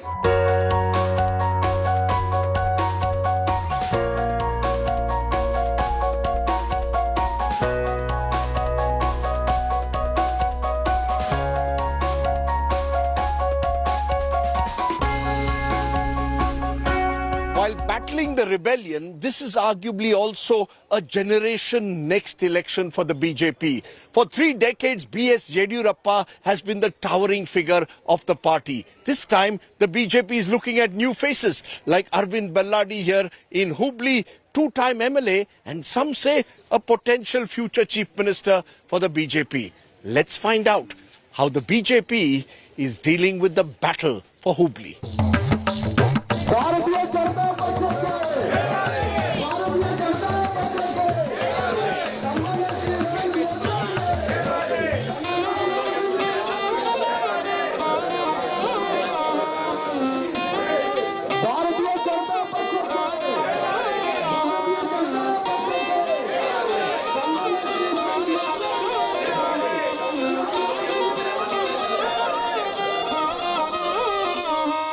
Mr. Belagavi, in normal times you would expect this to be seen as a BJP fortress. No one can defeat you all in Hubli in recent elections. This time though, Jagdish Shettar, 6-time MLA, former chief minister, leaves your party, is contesting on a Congress ticket.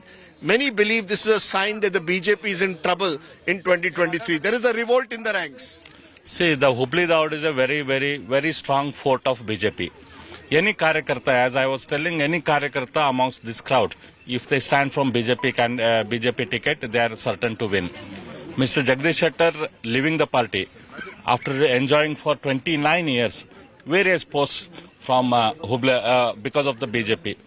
the Hubli Dharwad Karyakartas of BJP, they have not only given sweat, they have not only given their blood, they have even given their lives for BJP. He says Mr. Yediyurappa was marginalized. He has been removed. Lingayats are now saying we have given BJP also enough chance. This time, not all Lingayats will be with the BJP. And that will cost you Hubli Dharwad. Absolutely not.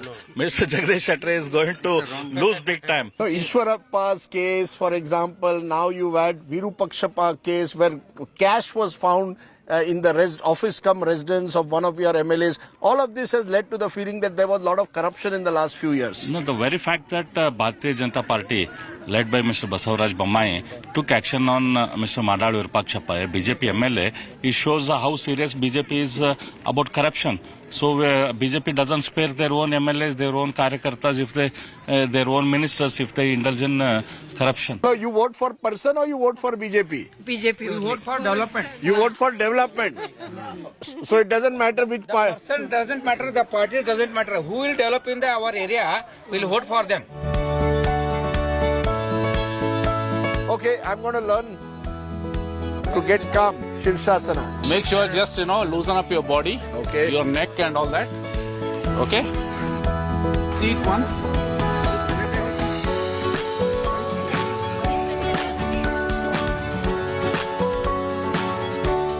Sir, this I will never be able to do. Oh. Whoa.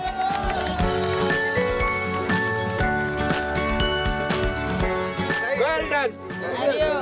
I think you should teach Sirsasana to all the politicians. So are you advising Jagdish Shettar to do Sirsasana? I think, see, all politicians and all Indians and everybody in the world, they should do Shirshasana and Yogasanas because that brings in a lot of positivity. Thank you for teaching me.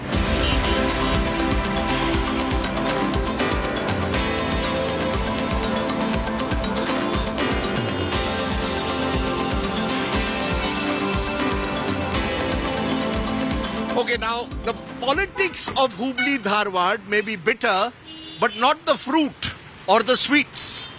It's mango season. कैसा है madam? कैसा दिया? ये एक dozen का 500 रुपया लगा भैया.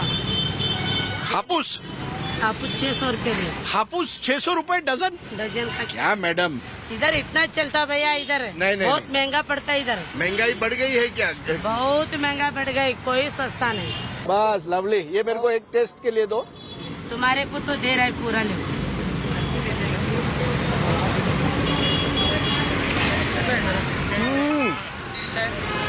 आई एम आम आदमी. Big Mishra peda, Dharwadi peda.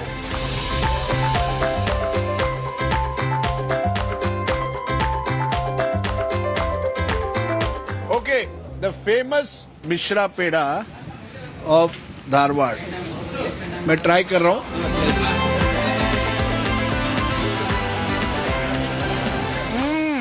Dharwadi peda. It's very, very sweet, made of lots of milk, of course, and even the humble peda finds itself in the midst of a political controversy at election time. Where does the milk come from?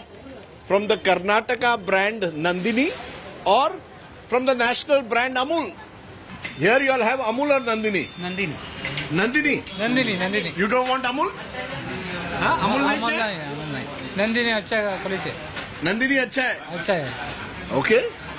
आम आदमी को rate कम हुआ तो कौन सा भी brand मतलब ही नहीं है. अमूल का अभी देखो दूसरा आइटम भी आता है कि नहीं अमूल का.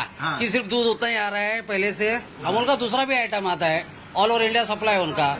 आइसक्रीम भी आता है तो वो तो सब परचेज करते हैं ना. कर्नाटक में है ना सप्लाई. तो आप कहते हो कि किसी का भी आने दो. रेट कम हुआ तो रेट कम चाहिए. ये क्या खा रहे हो आप? वड़ा पाव. अरे वड़ा पाव ये तो मुंबई में मिलता है बेटर. इधर भी अच्छा वो है. तो क्या बाहर का नहीं है ना. अमूल इंडिया का ही है ना. पाकिस्तान का पाकिस्तान का तो नहीं है. इंडिया का ही है ना ब्रांड वो भी. देखो अमूल का आइसक्रीम है. वही बोल रहा हूँ ना sir. Interesting. Amul ice cream is there but Nandini has to be the only milk brand. पेड़ा अच्छा है. Very good. Enjoy your vada pav. Now we are going to go to those really affected by this Nandini Amul debate. We're going to move back to Belagavi. Let's go.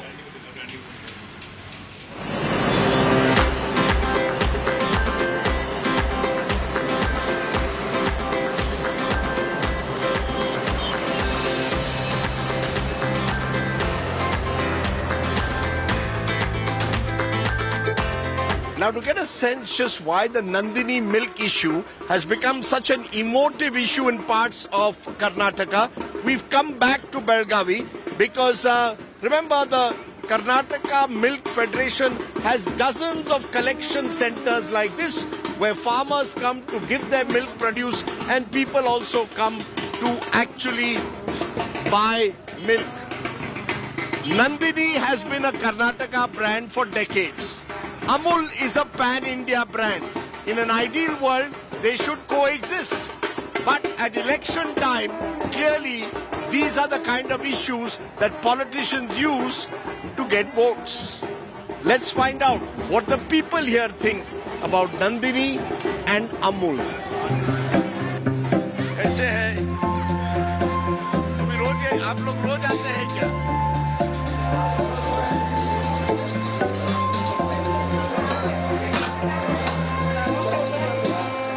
आम्हाला सांगा तो हे चाललंय election येतात आहे नंदिनीचं दूध पाहिजे तुम्हाला की अमूलचं दूध पाहिजे तुम्ही नंदिनीसाठी देता तुमको नंदिनी चाहिए या अमूल चाहिए हमको कुछ नहीं चाहिए एक अच्छा इंसान चाहिए एक अच्छा वो क्या नेता चाहिए अच्छा नेता चाहिए ओके कांग्रेस कह रहा है कि बीजेपी सरकार नंदिनी को खत्म करना चाहता है बीजेपी कह रहा है ये कांग्रेस का दुष्प्रचार है कोई ऐसा नहीं है इंडिया में सभी राज्यों में सभी का ब्रांड चलता है अमूल का भी चलता है नंदिनी का भी चलता है लेकिन हमारा ब्रांड नंदिनी बहुत अच्छा है हमारे के लिए फार्मर को अच्छा हो जाएगा सरकार कुठलाही येऊ देत शेतकऱ्यांना फायदा झाला पाहिजे तो सरकार कोई भी हो किसानों को फायदा होना तो अमूल अगर ज्यादा रेट दे तो अच्छा है नंदिनी अगर अच्छा ज्यादा रेट दे तो अच्छा है आपको बस ज्यादा रेट चाहिए किसानों को रेट अच्छा चाहिए very interesting they say it isn't easy to produce milk therefore they are saying whoever gives them the best rate they will go with that cooperative that's the spirit ye acha spirit age dikha diya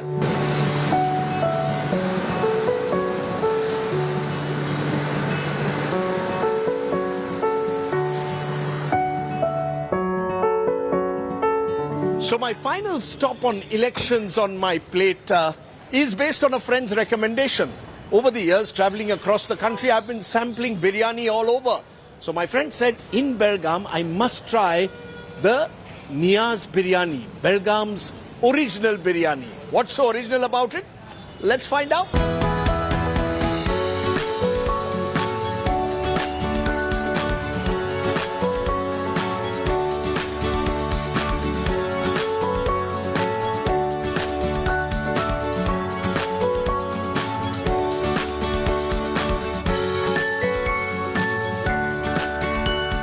Thank you for having us here. Welcome, sir. I want to ask you, बोलिए Belgaum original biryani. Why is it original? Sir Belgaum का एक अपना तरीका है बिरयानी का अंदाजा जैसे लखनऊ की बिरयानी है हैदराबाद की बिरयानी है मुंबई की बिरयानी है कश्मीर की बिरयानी इस तरह से बेलगाम का एक अपना अंदाज है यहाँ की बिरयानी हैदराबाद से बहुत मिलती जुलती है क्योंकि हम लोग दम प्रोसेस में ये बिरयानी बनाते हैं जिसमें हमारे पास में पूरा रॉ चिकन मीट जो है वो कच्चा रहता है उसके ऊपर हम पका हुआ राइस डाल करके उसे दम लगाते हैं जो पूरे 40-45 मिनट में वो दम के साथ में कच्चा मीट जो है वो राइस के साथ बनता है and the rice is Belgaum original सबसे बासमती बेलगाम का जो यहाँ का जो राइस है इसमें एक अपनी मिठास है अपनी खुशबू है इसका एक अलग ही स्वाद है okay what more can I ask for Belgaum's original biryani let's go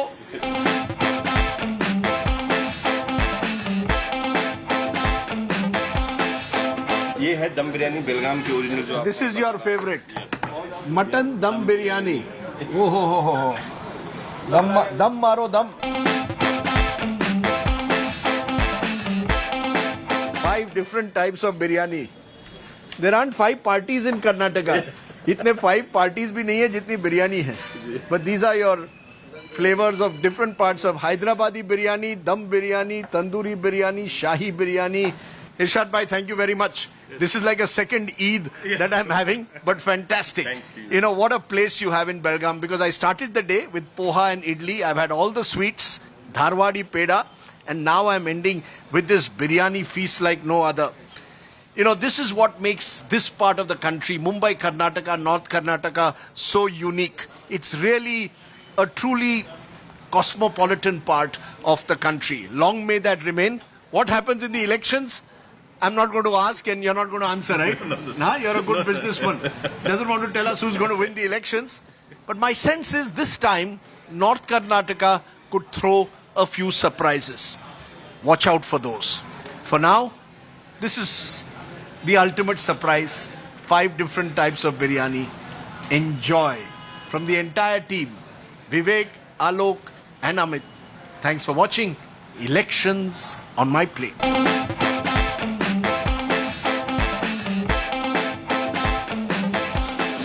biryani, dum maro dum.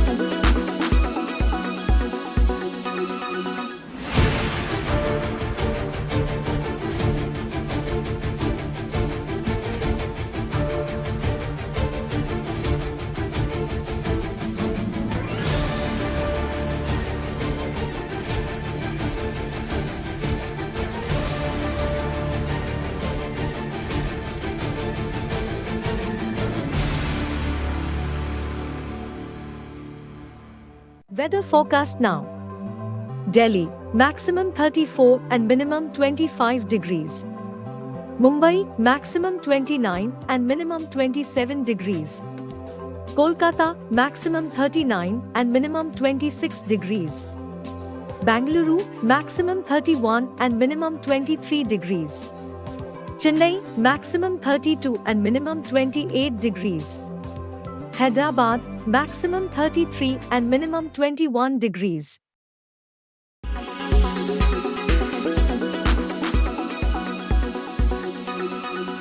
Make your media plan smarter with India Today Live TV on your connected devices. Amplify your brand with 100 million smart internet viewers. To advertise, mail us at sales@aajtak.com.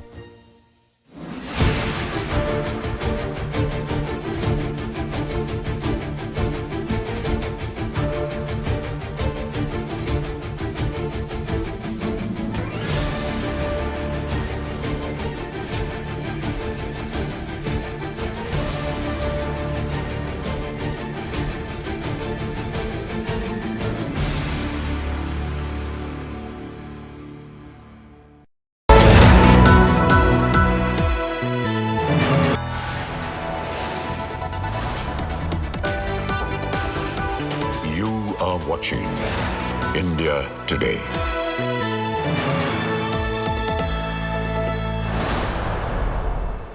Hello and welcome. You're watching India Today. I'm Nabila Jamal. I'm at Ground Zero, Karnataka, state of war, election-bound state. We're looking at Prime Minister Narendra Modi, who's arrived in our state. He's right now in Bidar. He's going to be touring parts of Karnataka, and final destination will be Bengaluru city, exactly where I'm at.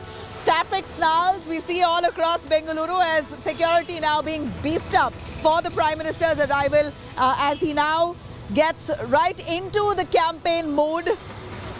Prime Minister Narendra Modi taking sharp jibes at the opposition. We're going to get you all the elements here in our election special. Let me take you through the headlines first. Prime Minister Modi tears into the Congress on Gali politics, says the Congress has no work but to abuse him, raises Congress's list of 91 Galis, asserts Lotus will bloom nonetheless. अब तक मुझे ये कांग्रेस के लोगों ने 91 time 91 time अलग अलग गालियां दी है।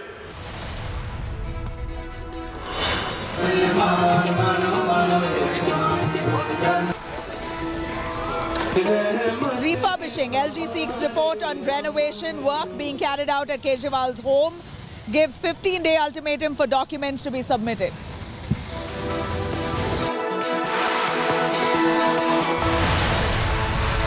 Big claim by wrestler Bajrang Punia, says all aid blocked by Delhi police, being tortured. The World Wrestling Federation chief claims that the Wrestling Federation chief now says that he's innocent, while Priyanka Gandhi asks why is Bhushan still holding that post in the first place.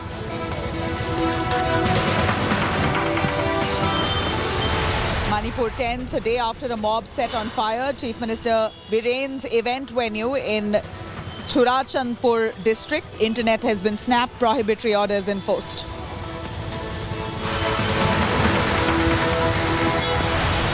Baiju's CEO Ravindran's house has been raided by the Enforcement Directorate. The probe agency carried out searches under the provisions of Foreign Exchange Management Act.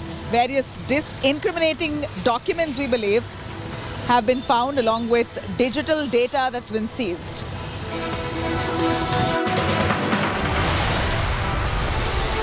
Co-presented by Star Health Insurance, the health insurance specialist. Powered by Jaguar. Discover the magic of smart lights.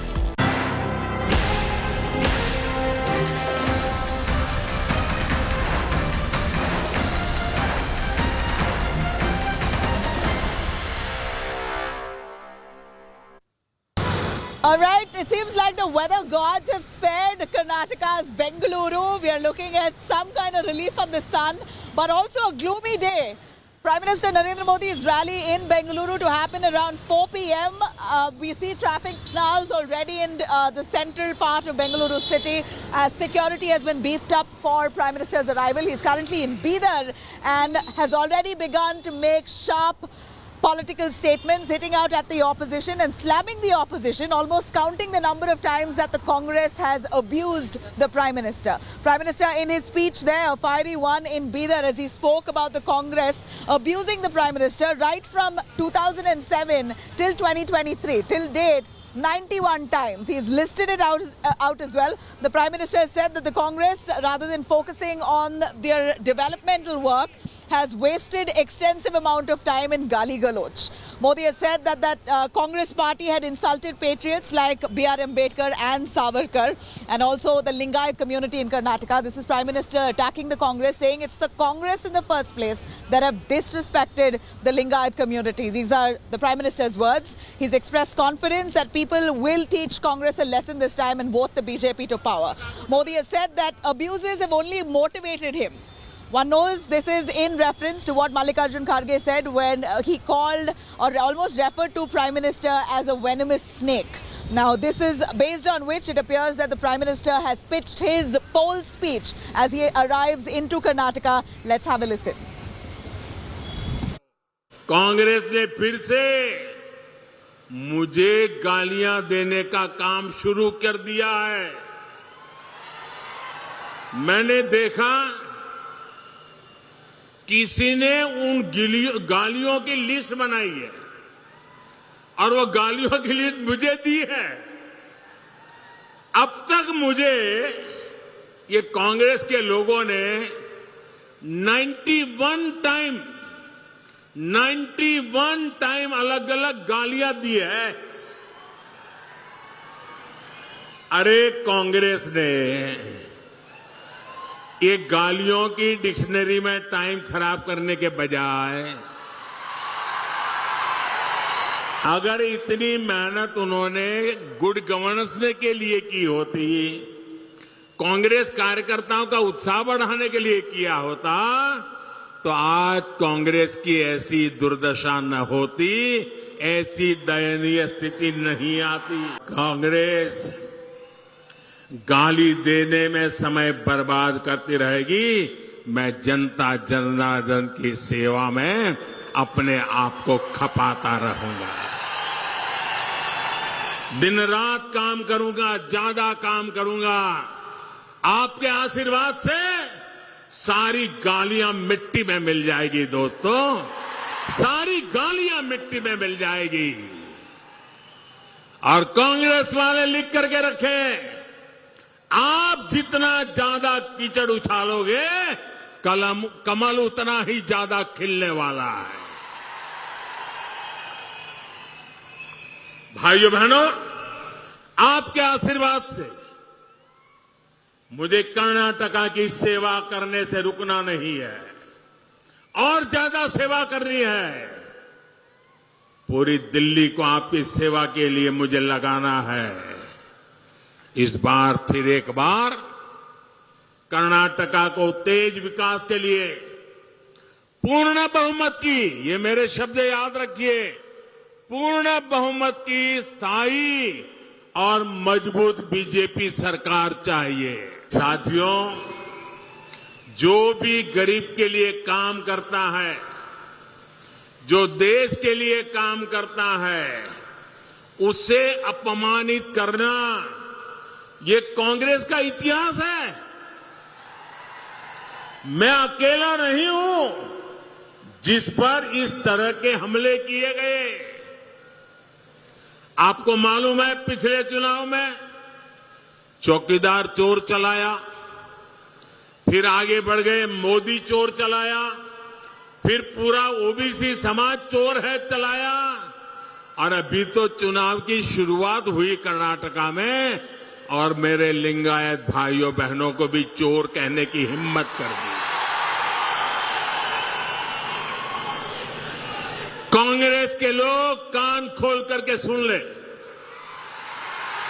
आपने जब जब जिसको गाली दी है, उन्होंने आपको ऐसी सजा दी है, ऐसी सजा दी है, आप दोबारा खड़े नहीं हो पाए हैं। इस बार कर्नाटका में भी ये गाली का जवाब, इनके सम्मान पर जो चोट पहुंची है, उसका जवाब वोट से दिया जाएगा।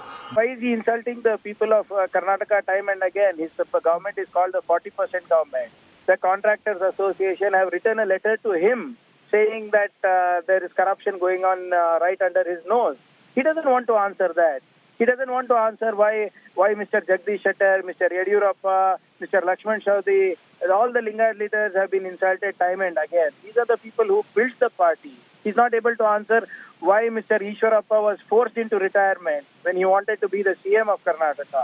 So it's quite natural that each time there is an issue that needs to be addressed to the people, he will twist it to something personally and he will try to make it as if it's a national All right, issue. I'm going to quickly cut across to Congress President Mallikarjun Kharge, who really used unpleasant words on Prime Minister Narendra Modi, and of which is exactly what the reference Prime Minister has made. Listen in. Well, he calls the Prime Minister a venomous snake. ಮತ್ ನೀವೇನಾದ್ರೂ ತಪ್ಪು ತಿಳ್ಕೊಂಡ್ರಿ, ಮೋದಿ ಅಂದ್ರೆ ಈ ವಿಷದ ಹಾವಿದ್ದಂಗೆ. ನೀವಂದ್ರೆ ಇದು ವಿಷ ಅದ ಇಲ್ಲ ನೋಡೋಣ, ಸ್ವಲ್ಪ ನೆಕ್ ನೋಡೋಣ, ನೆಕ್ಕಕ್ ಹೋಗಿರಿ, ನೆಕ್ಕರು ಸತ್ತ. ಇಲ್ಲ ಇದು ವಿಷ ಅದಾನೋ ಎಲ್ಲೋ ಮೋದಿ ಕೊಟ್ಟಣ, ಒಳ್ಳೆ ಮನುಷ್ಯನ ಪ್ರಧಾನ ಮಂತ್ರಿ, ನಾವು ಸ್ವಲ್ಪ ನೋಡೋಣ, ನೆಕ್ ನೋಡೋಣ ಅಂತ ಹೇಳಿ ಆ ವಿಷಯವನ್ನ ನೆಕ್ ನೋಡಿದ್ರೆ ನೀವು ಮಲಗೇ ಬಿಡ್ತೀರಲ್ಲೇ.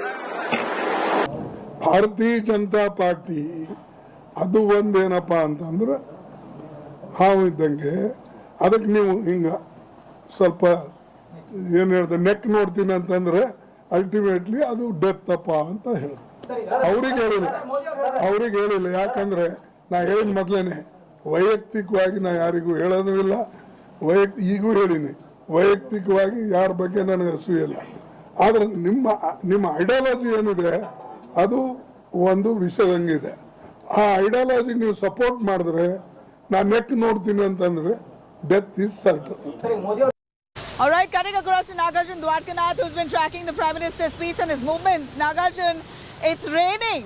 I'm going to ask my camera to pan here. It's pouring in Bengaluru, and you have the Prime Minister's rally that's scheduled in Bengaluru city itself at around 3 all the way to 6 p.m. It's going to be a tough task. He's moving around in a chopper We already see hectic security deployments to ensure that it goes on smoothly, but we see the weather gods right now are not in complete favor. What's really the plan and the next course of action for the BJP and the Prime Minister himself? Nabila, that's true. In fact, on a sudden surprise that Bangalore temperatures have come down because of the rain. Last week also we saw how the Home Minister who wanted to campaign in Devnalli had to call off his roadshow because of the heavy rains. We'll have to see if BJP has plan B, but this is the plan A, that 5.2 kilometers of roadshow starting from Nice Road Junction to Sumanali Junction this evening. But if it's heavy rain, it's very unlikely the roadshow to continue because people all along the 5-kilometer stretch will have to stand there, wave at the Prime Minister and also throw flowers at him, touch his hand, shake his hand. And the Prime Minister also will be on an open car. It's not his regular car is what we are told. It's an open Jeep that he would be traveling in. The SPG has cordoned off the area completely. So if the weather plays a spoil sport, we'll have to wait and watch if this will be postponed to another day or not. But the party is hopeful that by evening the rain will stop in the Nice Road Junction. But right now, as we speak, there are dark clouds in the sky and it's unpredictable weather. That just saves the way that it's unpredictable elections in Karnataka.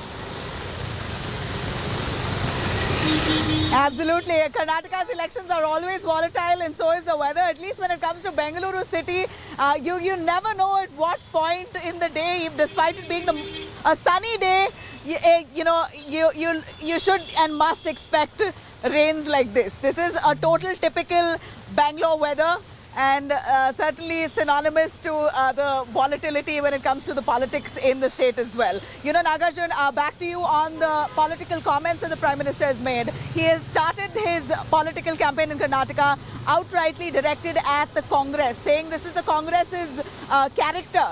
Instead of focusing on development, has been constantly abusing the Prime Minister right from 2007 to now. In the latest with Mallikarjun Kharge making that comment of Prime Minister insinuating that he's a venomous snake, it appears that the BJP has now enough ammunition to target the Congress here.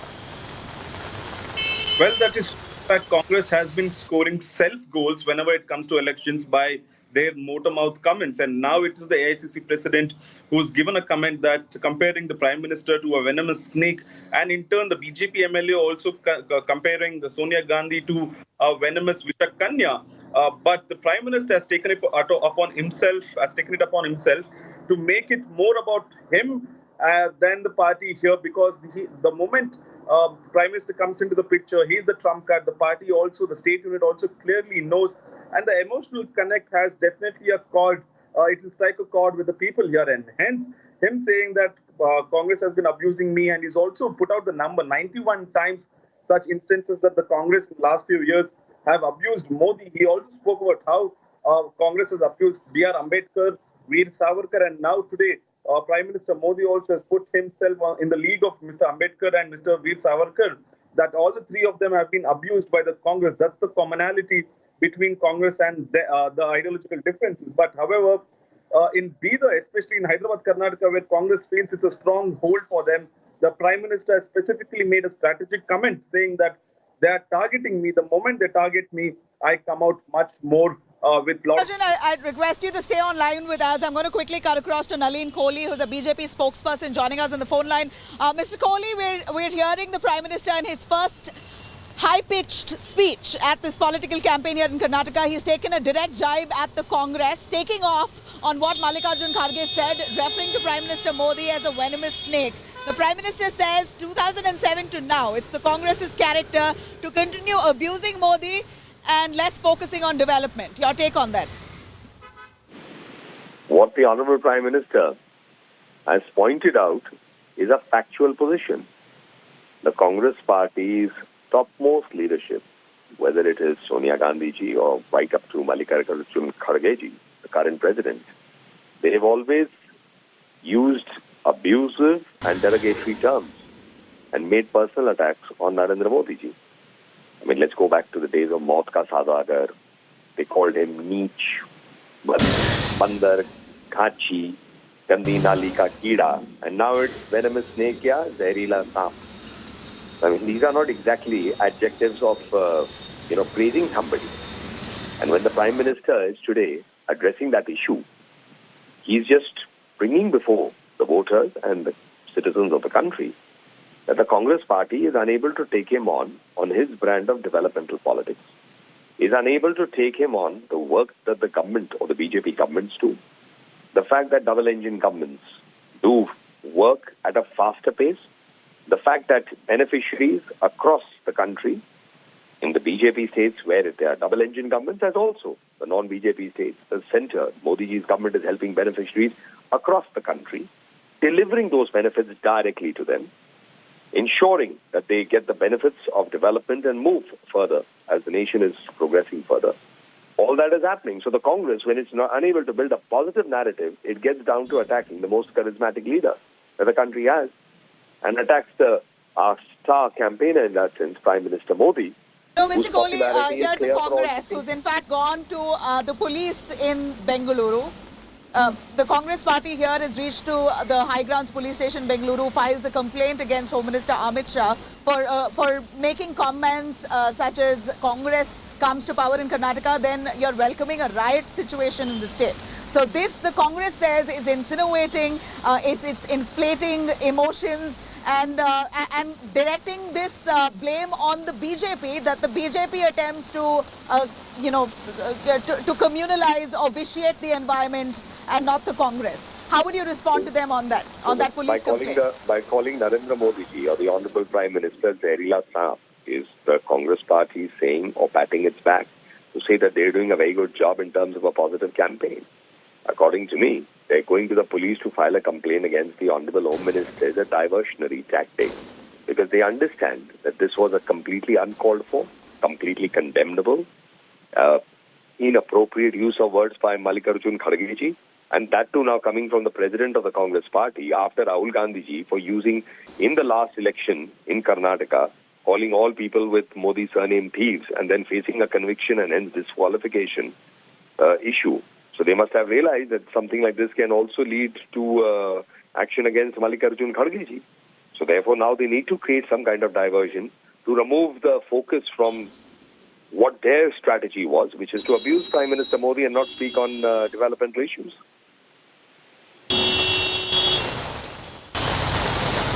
All right, Mr. Kohli, appreciate your time. Thank you very much for joining us. Well, we've heard the Congress, we've heard the BJP, the Prime Minister himself here taking on the Congress head-on.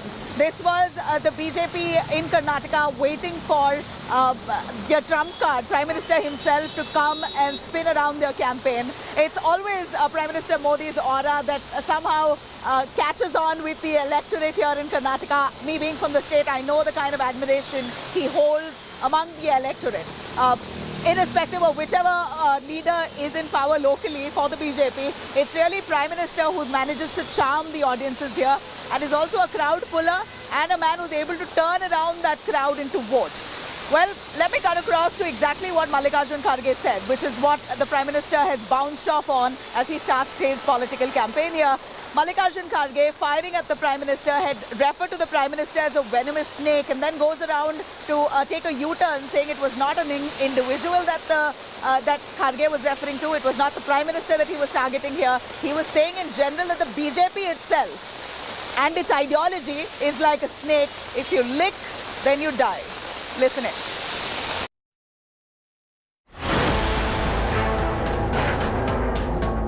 Provoking and offensive.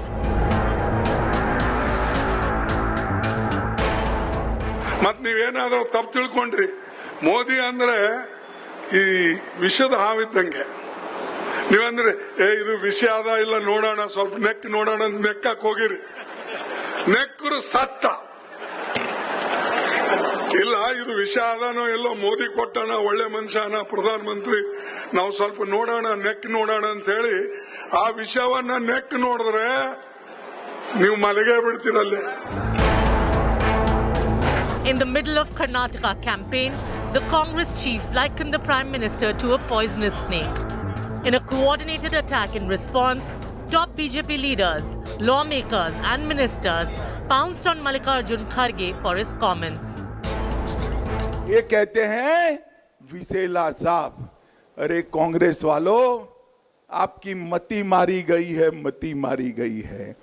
Modi ji को जितना भी गाली बोलोगे, कमल इतना ही अच्छे से खिलकर बाहर आने वाला है. His own party president is accusing the Prime Minister of the country as a poisonous snake. I am shocked. And such a senior leader coming from Karnataka, to keep up his dignity, I would suggest Khargeji should apologize. His mind, his intent is very well known. He has got such a personal animosity about Kharge, about Narendra Modi ji, because Narendra Modi ji has been successfully doing Congress Mukt states, and Karnataka will become Congress Mukt state. They are worried. That's why they are targeting him. Union Minister Shobha Karandlaje even filed a complaint with the Election Commission. Congress launched a counter-offensive, accusing the BJP of attempts to undermine Kharge because he's a Dalit. Shri Mallikarjun Kharge has risen.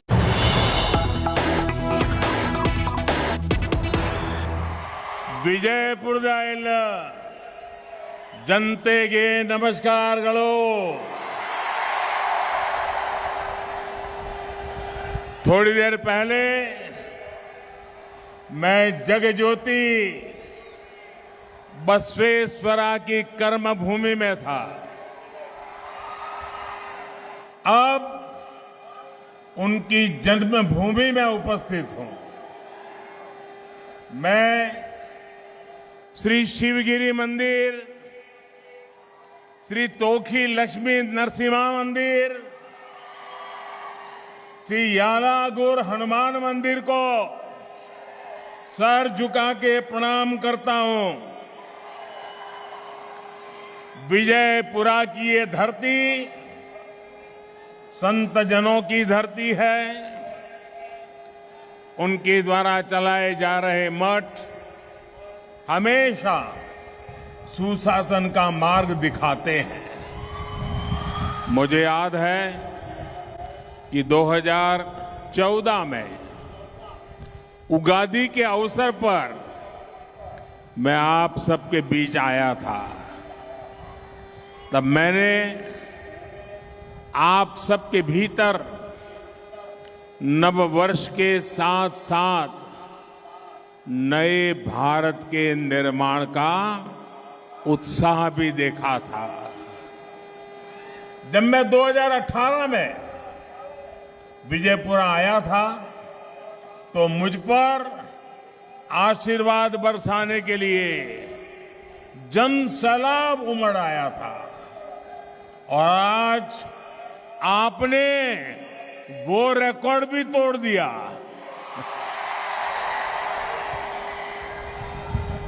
इतनी देर से आप यहां डटे हैं. इतनी बड़ी संख्या में हम सभी को आशीर्वाद देने आए हैं. इससे एक बात तो साफ हो गई, ई बारिया निर्धारा बहुमत बीजेपी सरकार. साथियों, भगवान बसवेश्वरा ने हमें कायका यानी कर्म करने का और दासोहा यानी दूसरों की मदद करने का रास्ता दिखाया है.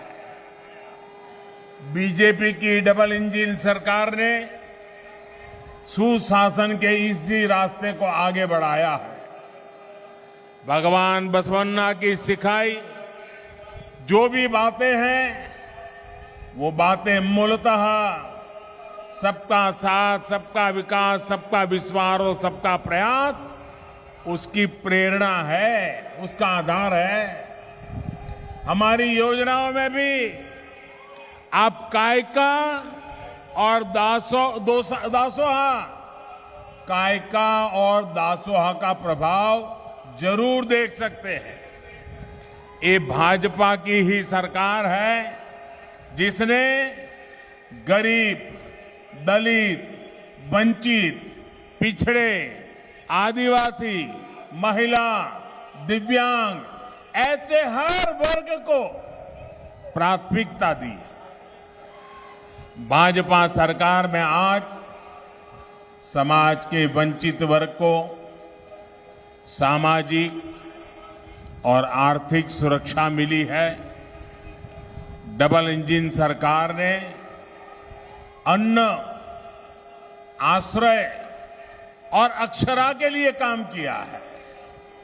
कर्नाटका के 9 लाख ऐसे परिवार हैं जिन्होंने अनेक पीढ़ियों के बाद अपने पहले पक्के घर में प्रवेश मिलना तय हुआ है। इनमें से अधिकतर दलित, वंचित, पिछड़े समाज के परिवार हैं। कुछ महीने पहले ही मैं कलबुर्गी आया था। वहां मुझे कर्नाटका के लाखों बंजारा साथियों को नया जीवन देने का सौभाग्य प्राप्त हुआ।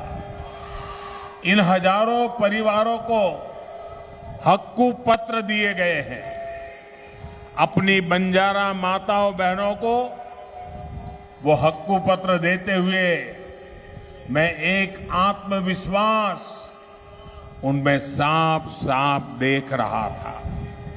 ये आत्मविश्वास इस बात का था कि अब उनके बच्चों को उपेक्षा का शिकार नहीं होना पड़ेगा, उन्हें वंचितों का जीवन नहीं जीना पड़ेगा। और यही तो सच्चा सामाजिक न्याय है जिसकी बात बीजेपी की डबल इंजन सरकार हमेशा करती है। वरना आप सभी साक्षी हैं कि कांग्रेस की सरकारों में कभी किसी ने बंजारा, लंबानी साथियों की सूद तक नहीं ली। जिस कांग्रेस ने भगवान बसवन्ना के शिक्षाओं को कुछ नहीं समझा, जिसने बाबा साहब आम्बेडकर का निरंतर विरोध किया, वो कांग्रेस कभी भी दलितों, पिछड़ों की सूद नहीं ले सकती। ये मेरा सौभाग्य है कि मुझे देश विदेश में भगवान बसवेश्वरा के संदेश को पहुंचाने का अवसर मिला है। लंदन में जब मैंने उनकी प्रतिमा का अनावरण किया, वो दिन मैं कभी भी नहीं भूल सकता। देश दुनिया में बाबा साहब के पंच तीर्थ के निर्माण का सौभाग्य भी हमारी सरकार को ही मिला है। साथियों, कांग्रेस ने गरीबी हटाओ के नाम पर कई योजनाएं शुरू की, लेकिन लाभ बिचौलियों को मिला, भ्रष्टाचारियों को मिला। असली लाभार्थी तक तो उसका हक पहुंचा ही नहीं था। कांग्रेस के प्रधानमंत्री ने ये स्वीकार किया था कि ये कांग्रेस ने प्रधानमंत्री ने कहा है, मेरे शब्द नहीं है। कांग्रेस के एक प्रधानमंत्री ने कहा था, उसने सार्वजनिक रूप से स्वीकार किया था कि केंद्र से 1 रुपया भेजते हैं तो सिर्फ 15 पैसा पहुंचता है। मतलब 85%, 85% भ्रष्टाचार की भेंट चढ़ जाता है। ये कांग्रेस के प्रधानमंत्री ने खुद की सरकार के लिए स्वीकार किया था। उस समय पंचायत से लेकर पार्लियामेंट तक कांग्रेस का ही राज था, लेकिन कांग्रेस ने इस लूट को समाप्त करने के लिए कोई कदम नहीं उठाया। उन्होंने गरीबों के दुख दर्द की परवाह नहीं की। अगर हम आज के हालत से तुलना करके देखेंगे तो पता चलेगा कि गरीबों का कितना पैसा वे लोग लूट लेते थे। साथियों, डायरेक्ट बेनिफिट ट्रांसफर डीबीटी के माध्यम से हमारी सरकार ने अब तक करीब 29 लाख 29 लाख करोड़ ये रुपये इस देश के करोड़ों लोगों के बैंक खातों में सीधे भेजे हैं, ट्रांसफर किए हैं। अब सही लाभार्थियों तक उनके हक का पैसा पहुंच रहा है। आज दिल्ली से 1 रुपया निकलता है, 100 के 100 पैसे लाभार्थी के खाते में जमा होते हैं।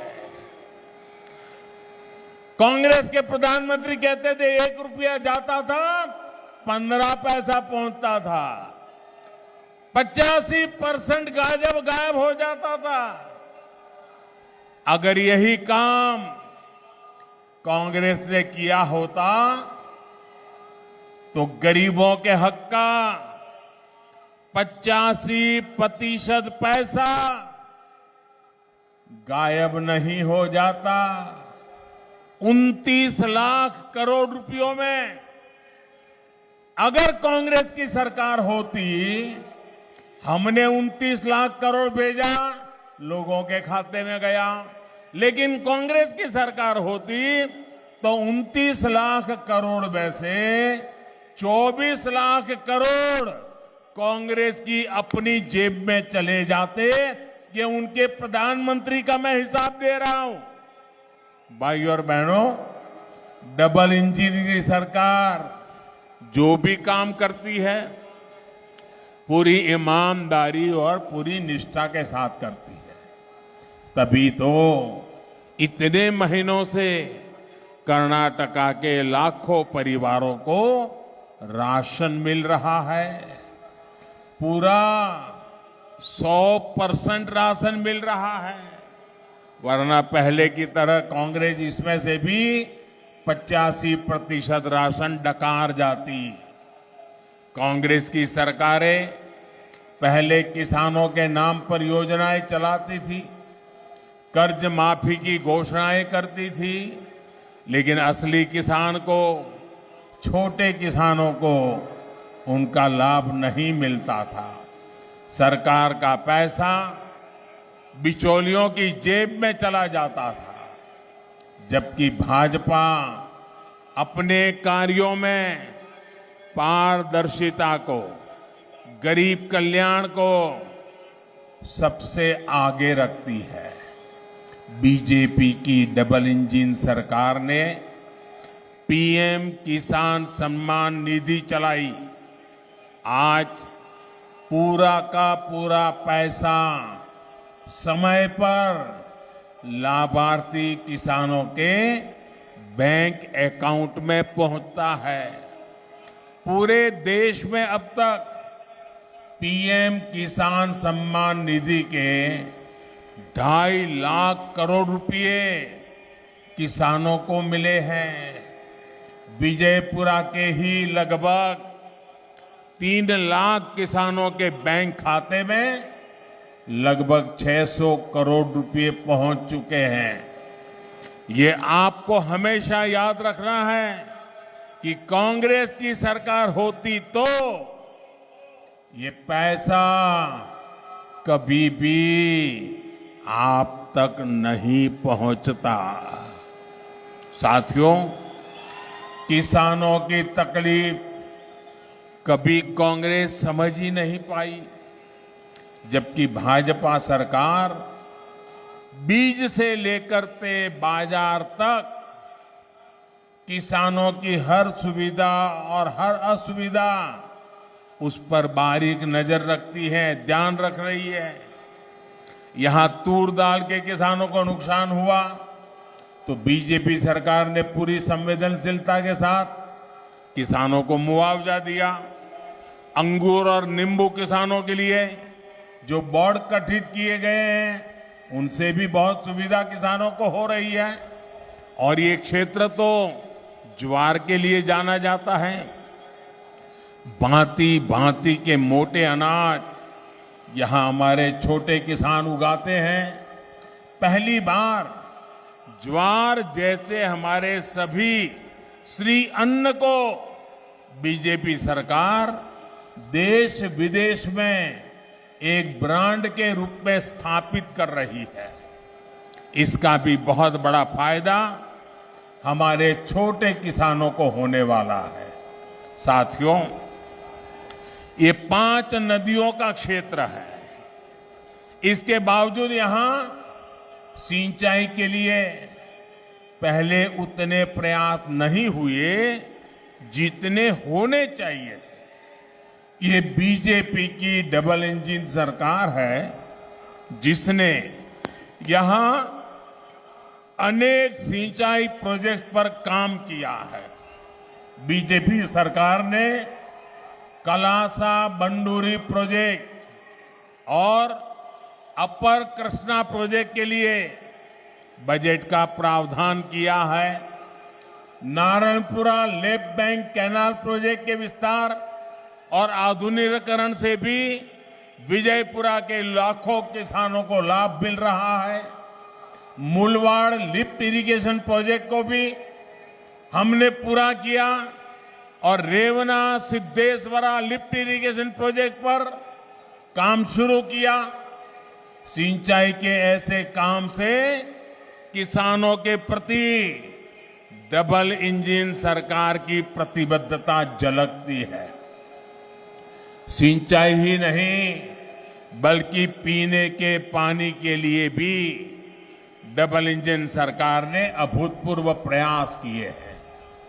जल जीवन मिशन से पहले कर्नाटका के लाखों परिवारों की बहनों को बाहर से पानी भरना पड़ता था। सिर्फ 3.5 वर्षों के भीतर ही विजयपुरा जिले के करीब 3 लाख परिवारों को नल से जल की सुविधा मिली है। इससे हमारी माताओं बहनों का जीवन बहुत आसान हो गया है। साथियों, कर्नाटका की माताओं बहनों बेटियों ने कांग्रेस सरकार की लापरवाही और अनदेखी की वजह से सबसे ज्यादा तकलीफें झेली है। कांग्रेस की सरकारों ने महिलाओं के स्वास्थ्य, सुरक्षा और रोजगार की कभी चिंता ही नहीं की। पहली बार बीजेपी की डबल इंजन सरकार आयुष्मान भारत योजना लेकर आई। इससे गरीब से गरीब परिवार को भी मुफ्त इलाज मिलने लगा। इससे माताओं बहनों को बीमारी का इलाज ना कराने की मजबूरी से मुक्ति मिली है। भाइयों और बहनों, भाजपा सरकार की नीतियों की वजह से आज हमारी माताओं बहनों को नई शक्ति मिली है। पहले हमारे यहाँ घर के आर्थिक फैसलों में महिलाओं की बहुत अधिक पूछ नहीं होती थी।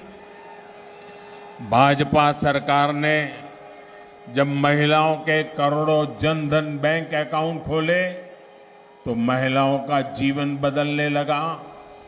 आज इन बैंक अकाउंट में सरकारी मदद सीधी आ रही है। इससे घर के महत्वपूर्ण फैसलों में माताओं बहनों की भागीदारी बढ़ गई। उन्हें नया आत्मविश्वास मिला है। साथियों, कांग्रेस की सरकारों ने महिलाओं को स्वरोजगार से जोड़ने के भी गंभीर प्रयास नहीं किए। ये बीजेपी की सरकार है जिसने मुद्रा योजना बनाकर लाखों करोड़ रुपए बहनों को दिए हैं। इससे भी बहनों का सामर्थ्य बढ़ रहा है। बहनों के स्वयं सहायता समूहों को भी बीजेपी सरकार ने मजबूत किया है। इसलिए तो आज कर्नाटक की माताएं बहनें भी कह रही है ई बारिया निर्धारा बहुमतदा बीजेपी सरकारा। भाइयों और बहनों, विजयपुरा सहित पूरे क्षेत्र में हमारी समृद्ध धरोहरों से भरा है। मैंने विकसित भारत के लिए जिन पंच प्राणों का आह्वान किया है, उनमें एक है विरासत पर गर्व करना। डबल इंजन सरकार देश की विरासत को संरक्षित भी कर रही है और इससे रोजगार के अवसर भी बना रही है। आज आधुनिक कनेक्टिविटी इंफ्रास्ट्रक्चर पर इस क्षेत्र में बहुत बल दिया जा रहा है। विजयपुरा एयरपोर्ट पर काम करीब करीब पूरा हो चुका है। इससे इस क्षेत्र में सस्ती हवाई यात्रा की सुविधा हो जाएगी। रेलवे ट्रैक के दोहरीकरण और बिजलीकरण से भी यहां के लोगों को लाभ होगा। Vijayapura Solapur national highway project पर भी बहुत तेजी से काम हो रहा है। अच्छी कनेक्टिविटी से टूरिज्म तो बढ़ता ही है, किसानों को भी सुविधा होती है और उद्योगों की संभावनाएं भी बढ़ती हैं। इससे विजयपुरा में नए इंडस्ट्रियल क्लस्टर को ऊर्जा मिलेगी। बीजेपी की डबल इंजन सरकार लोकल के लिए वोकल है, इसलिए अपने बुनकरों, अपने हस्तशिल्पियों को निरंतर प्रोत्साहित करती है। कर्नाटका में नेकार सम्मान योजना की बहुत चर्चा है। केंद्र सरकार ने भी ऐसे साथियों को आधुनिक तकनीक से जोड़ने, उन्हें आर्थिक मदद देने के लिए पीएम विश्वकर्मा योजना बनाई है। इससे इस पारंपरिक विधा से जुड़े परिवारों का जीवन आसान होगा और रोजगार के नए अवसर बनेंगे। साथियों, बीजेपी की डबल इंजन सरकार आकांक्षाओं को बल देने वाली सरकार है, सपनों को साकार करने वाली सरकार है। डबल इंजन सरकार युवाओं की सरकार है, इसलिए हमने इस बार अनेक नए साथियों को चुनाव में उतारा है।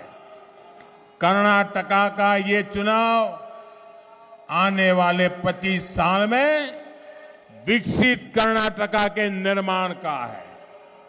बीजेपी के पास इसका रोड मैप है, कांग्रेस के पास ना तो रोड मैप है और ना ही वो जोश है। कांग्रेस के नेता तो रिटायरमेंट के नाम पर वोट मांग रहे हैं।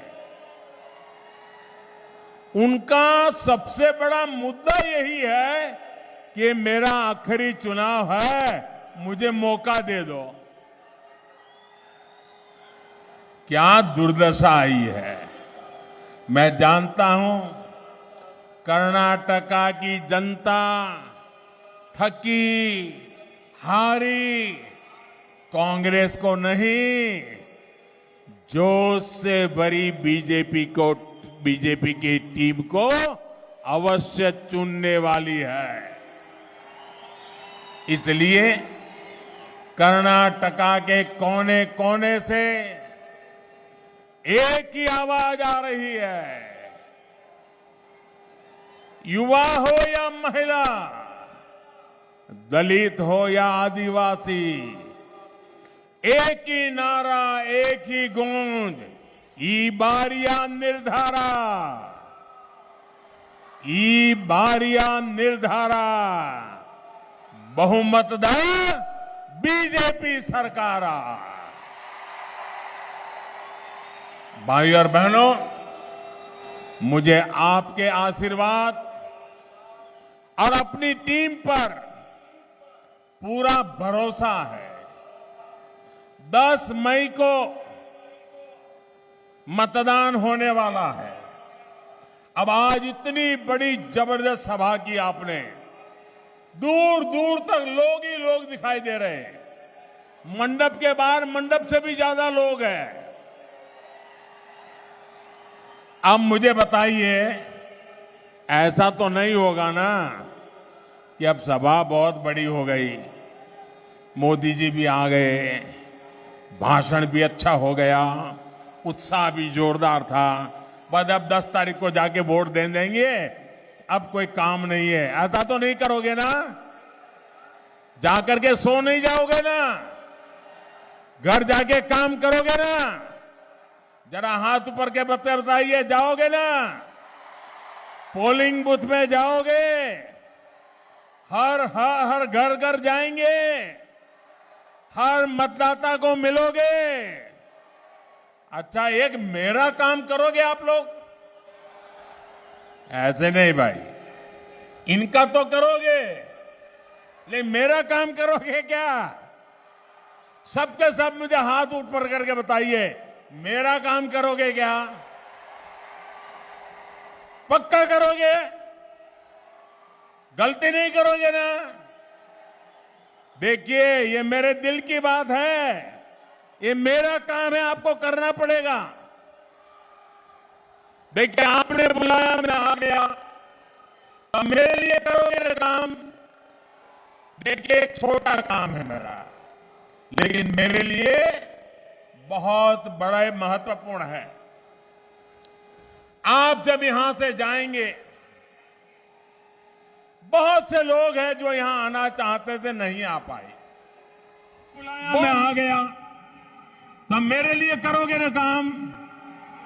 देखिए, एक छोटा काम है मेरा, लेकिन मेरे लिए बहुत बड़ा महत्वपूर्ण है। आप जब यहां से जाएंगे, बहुत से लोग हैं जो यहां आना चाहते थे, नहीं आ पाए। बहुत से लोग हैं जिनका मैं दर्शन करना चाहता था, नहीं कर पाया। आप मेरा एक काम जरूर करना, हर घर में जाना, हर किसी को नमस्कार करना और कहना, मोदी जी आपके सेवक दिल्ली से विजयपुरा आए थे और आपको नमस्कार भेजा है। क्या इनको इतना कह देंगे? उनको कहिए, कर्नाटका को नंबर 1 बनाने के लिए मोदी जी ने आपका आशीर्वाद मांगा है। बताएंगे? घर घर जाकर के बताएंगे? बहुत बहुत धन्यवाद। मेरे साथ बोलिए, भारत माता की, भारत माता की, भारत माता की।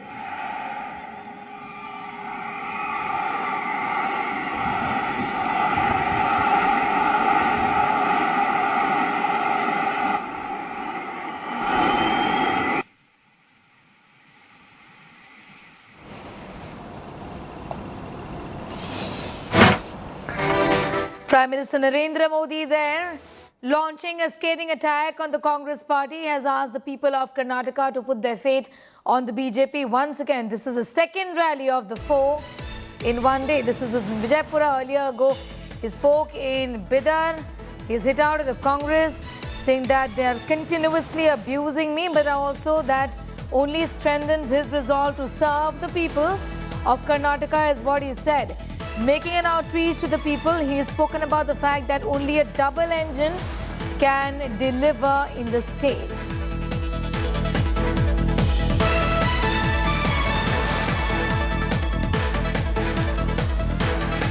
In fact, he's also accused the Congress of corruption, saying that the Congress party diverted all the funds meant for the people of the state, and this was an admission from a Congress Prime Minister years ago. He's spoken about the fact that the BJP has given clean governance and will continue to do so. The farmers were ignored by the Congress party is what Prime Minister Narendra Modi has said today.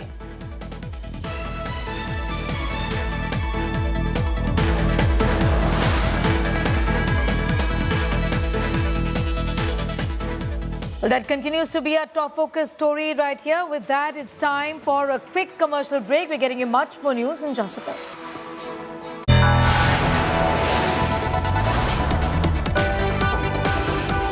You are watching India Today.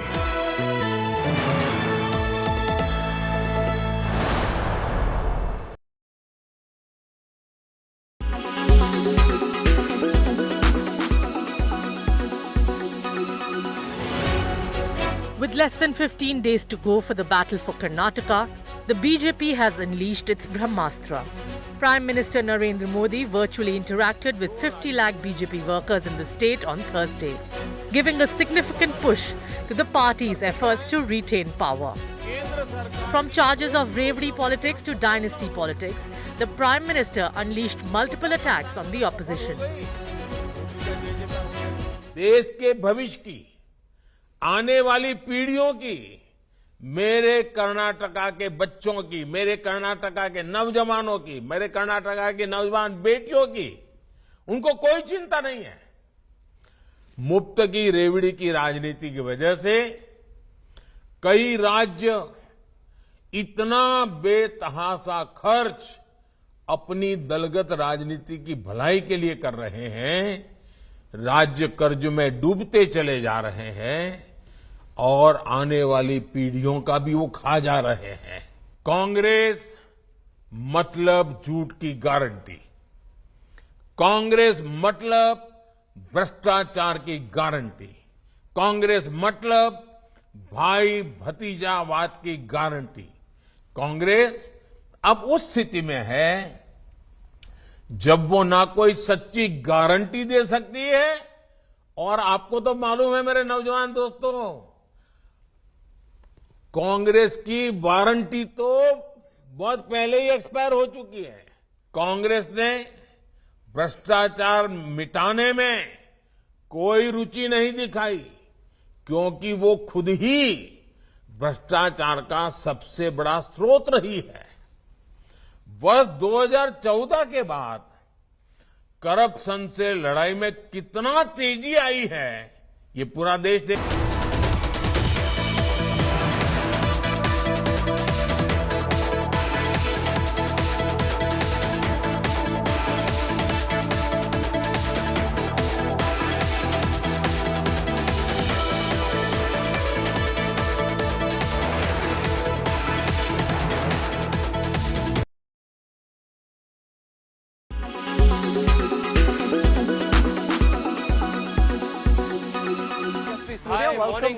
Welcome to Bangalore. Nice to see you on the football field early in the morning. I see you take fitness seriously.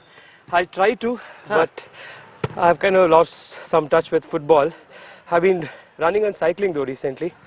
I read somewhere you completed an Ironman challenge? Last time... What, 70 odd kilometers? 90 kilometers of cycling. I did a half Ironman cycling relay. So yeah, it was fun. Yeah, but it's good to see an Indian... You play a lot of sports. Well, you're completing 90 kilometers of cycling, that's like pretty serious. Are you being able to keep up given your campaigning and the hectic schedule that you have? On and off, the last few months, like I said, haven't been very regularly and consistent. Just shows that, I'm getting out of breath as well. But that's the thing, whether it's sport or anything, consistency is the key. And maybe once the elections are over, I'll be able to squeeze in more time. Come, let's see you take a few penalties and see how it goes. Come. I think these guys are fixing it for you. Is that how close you take the penalty from? Yeah, I'm telling you, Tejasvi, these guys are fixing it for you. No idea. I think just because he's your MP, you're fixing it for him, man. Hey, they're like bringing the ball like really close to the goal. Okay, let's see. Here we go. Yeah, let's go. Wow, that was a good one, Rahul. Although I'm suspicious that because this is your team, they're bringing the ball really close to the goal. Okay, now I'm going to take this further away. I hope you don't make false allegations anymore like the Congress. This match looks a bit fixed here. See? Oh, that was a good Tejas, split. well done. By the way, thank you. Who's your favorite footballer? It was Ronaldo as long as he was, you know. You can't. In the actively- election, you can't be kicking all over like that. Huh? That's a dangerous kick in an election. What's your favorite sport, Tejasvi? I love football. I thought you'd say politics. No, politics isn't a sport. It's not a game. It's very serious mission in service of people, Rahul. Do you feel in this election that the BJP is a few goals down? Not at all. The 13th of May, you will see the scoreboards ticking and we will be right up there, forming the government. That's what the 13th of May is going to look like, Rahul. This was fun. Thank you. It's good to see you guys play. And sorry for busting your game. These guys Bye are Abhi, bye Syed. See you. serious players. They're like, ये कहाँ से आ गए बीच में हमारी game खराब करने के लिए.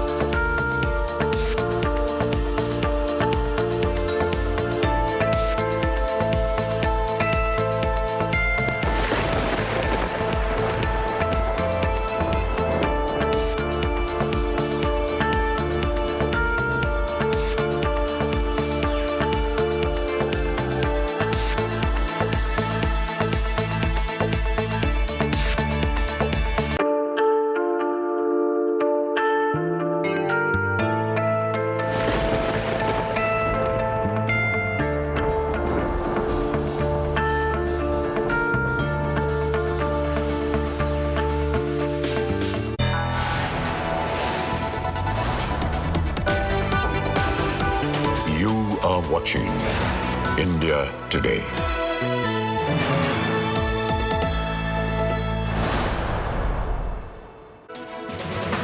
Good afternoon, you're watching India Today TV. I'm Sneha Mordani. Let's get started with the headlines in this edition first. Prime Minister Modi tears into Congress on Gali politics. Says Congress has no work but to abuse him. Raises Congress's list of 91 Galis. Asserts lotus will bloom nonetheless. अब तक मुझे ये कांग्रेस के लोगों ने 91 time अलग अलग गालियां दी है.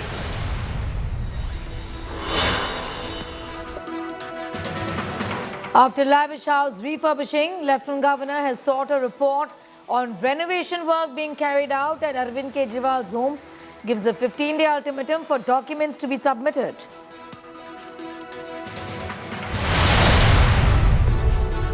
Big claim by wrestler Bajrang Punia, says all 8 blocked by Delhi police being tortured. The WFI chief claims he is innocent. Priyanka Gandhi Vadra is asking why is Bhushan still holding the post? Who is protecting him?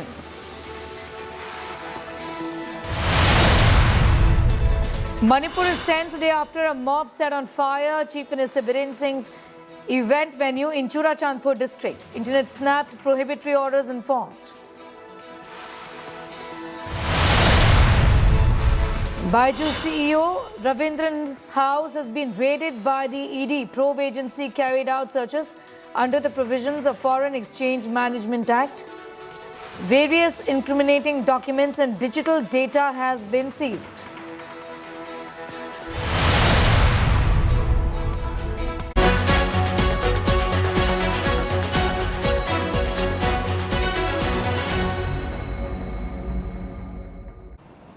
A big claim that has been made by protesting wrestler Bajrang Punia. Punia has claimed that cops are torturing them, stopping aid. Also, basic necessities like food and mattresses are not being provided. He also said that cops are working under pressure. Brij Bhushan hit back at the wrestlers, calling himself an honest man. He said wrestlers are lying. Asked why only one family is holding the protest. He's also hit out at the Congress over the protest. Remember, Delhi police registered 2 FIRs against the Wrestling Federation chief, including a case under POCSO Act. Congress General Secretary Priyanka Gandhi met the wrestlers and extended her support for their demands. The wrestlers are now addressing a press conference. Let's listen in. जितने भी आप पहुंचे खिलाड़ियों के समर्थन के लिए हम सबका धन्यवाद करते हैं, क्योंकि ये लड़ाई एक कुश्ती को बचाने के लिए नहीं लड़ी जा रही है, भारत की बेटियों की लड़ाई लड़ी जा रही है, भारत की बेटी को बचाने की लड़ाई लड़ी जा रही है। और सबसे पहले मैं मीडिया को बताना चाहूँगा, कुछ लोग हमारे आंदोलन को एक बदलने का प्रयास कर रहे हैं, एक अलग दिशा में ले जाने का प्रयास कर रहे हैं। तो मैं आप सभी को बोलता हूँ कि हम इस चीज़ का खंडन करते हैं। हम सिर्फ यहाँ न्याय की लड़ाई लड़ने के लिए आए हैं, भारत की बेटियों की लड़ाई लड़ने के लिए आए हैं। तो इसमें बहुत सारे लोग ऐसे गुजरे हैं जो आंदोलन है इसको भड़काऊ करने की कोशिश कर रहे हैं। तो ऐसा कुछ नहीं है, यहाँ सिर्फ कुश्ती को बचाने के लिए आए हैं। और जो ये लोग हमारा समर्थन कर रहे हैं ये यहाँ पे, ये देश की बेटियों को न्याय दिलाने के लिए आ रहे हैं यहाँ पे, ना कि यहाँ कोई राजनीति रोटी सेकने के लिए आ रहे हैं। क्योंकि राजनीति में बेटियों की इज्जत पहले है, राजनीति बाद में आती है, सारी चीजें बाद में आती है। जब बात बेटी की इज्जत और सम्मान की होती है तो सबसे पहले वो चीज होती है, ना कि राजनीति। इस पे राजनीति आप लोग ना करें तो अच्छा है। मैं आप सभी को यही बताना चाहूंगा, ये खिलाड़ियों का आंदोलन है, भारत की बेटियों को बचाने का, न्याय दिलाने का आंदोलन है। इसको दूसरी दिशा ना दे, इसको किसी राजनीतिक प्रकरण से ना जोड़े। मेरा थोड़ा सा गला खराब है, तो मतलब मैं जितना बोल सकती हूँ उतना बोलने की ट्राई कर रही हूँ। आज ब्रजभूषण का एक बयान आया है कि हम नेशनल नहीं खेलना चाहते। मैं आपको स्पष्ट कर देना चाहती हूँ, अगर आप मीडिया कर्मी लोग जो भी बोलेंगे सर्टिफिकेट दिखाने को, मैं वो भी दिखाने को तैयार हूँ। मैं 2009 से मैं रेसलिंग कर रही हूँ। पहला कंपटीशन में जब रेसलिंग का किया था 2009 में मैंने स्टार्ट किया था, तब से लेके आज तक मैंने 4 नेशनल स्किप किए हैं। रियो ओलंपिक में जब मेरे को चोट लगी थी, पहला वो नेशनल था जो मैंने स्किप किया था, क्योंकि मेरे को चोट लगी हुई थी, मेरा ऑपरेशन था। दूसरा नेशनल मैंने स्किप किया था टोक्यो के टाइम पे, जब कोविड चल रहा था। वो जब उस साल तो देश की हालत बहुत खराब थी, मेरे को खुद कोविड हो रखा था, तो वो मेरा दूसरा नेशनल था जो मैंने स्किप किया था। तीसरा नेशनल टोक्यो ओलंपिक्स के बाद में जो मैं हारी थी, उसके बाद में मैं मेंटल स्टेट बहुत बुरी थी और मेरे को बहुत ज्यादा परेशान करके इस स्थिति में लेके जाया गया था कि मैं एक दिन ऐसा हो रहा था कि मैं कभी भी मर सकती हूँ, खुद के साथ में कुछ भी कर सकती हूँ, इसी पोजीशन पे मैं बिठा रखी थी। चौथा नेशनल मैंने स्किप किया था इस साल, जो वर्ल्ड चैंपियनशिप के ट्रायल हुए थे।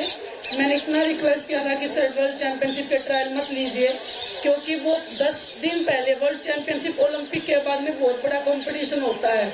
10 दिन पहले हमारे ट्रायल लिए गए, 1 महीने में 3 बार 4 बार हमने वेट कम किया। वर्ल्ड चैंपियनशिप में मैं गई, मैंने मेडल जीता, लेकिन मेरे को इंजरी हो गई थी, नी में सीरियस इंजरी थी। डॉक्टर ने 2 महीने का बिल्कुल रेस्ट बोला था। एक चौथा नेशनल वो था जो मैंने स्किप किया है। मेरी लाइफ में मैंने 2009 से 2023 आज आ गया है, 14 साल हो गए रेसलिंग करते हुए, 4 नेशनल स्किप किए हैं, 10 नेशनल मैं खेली हूँ। परमपिता परमात्मा पूरे देश के आशीर्वाद से आज तक मैं हिंदुस्तान में ऐसा मेरे को पूरा दिन देखना नहीं पड़ा है कि मेरे को हार का मुंह देखना पड़े, और मैं चाहूंगी कि मुझे कभी ऐसा दिन ना देखना पड़े। ऐसे एथलीट मैं बहुत मेहनत करती हूँ, मेरा परिवार मेरे लिए बहुत सपोर्ट करता है, आज तक करता है, पूरा देश बहुत दुआएं देता है। जब मुझे इंजरी होती है तो पूरा देश रोता है, लोग आके बताते हैं कि बेटा उस दिन हम बहुत रोए थे। तो बहुत मेहनत करती हूँ, बहुत मान सम्मान की जिंदगी हम जीते हैं। पहले भी नेशनल खेलते आए हैं, आगे भी नेशनल खेलेंगे। हमारे जितने भी खिलाड़ी हैं जो मेहनत करते हैं, सब डिजर्व करते हैं और सभी का हक है, मेरा भी हक है, सभी का हक है। मैं कोई चैंपियन एथलीट नहीं हूँ, ना मैं बोलूंगी कि मैं बहुत बड़ी खिलाड़ी हूँ। मेरे से बड़े बड़े खिलाड़ी हैं, इस हिंदुस्तान में भी हैं और पूरे देश में, पूरी दुनिया में है। हुसैन बोल्ट है हमारे, बजरंग मेरे से बड़ा खिलाड़ी है, ये भी ट्रायल देके जाता है। तो मेरी तो औकात ही क्या है कि मैं बोलूँ कि मैं बिना नेशनल खेले, बिना ट्रायल दिए मैं जाऊँ।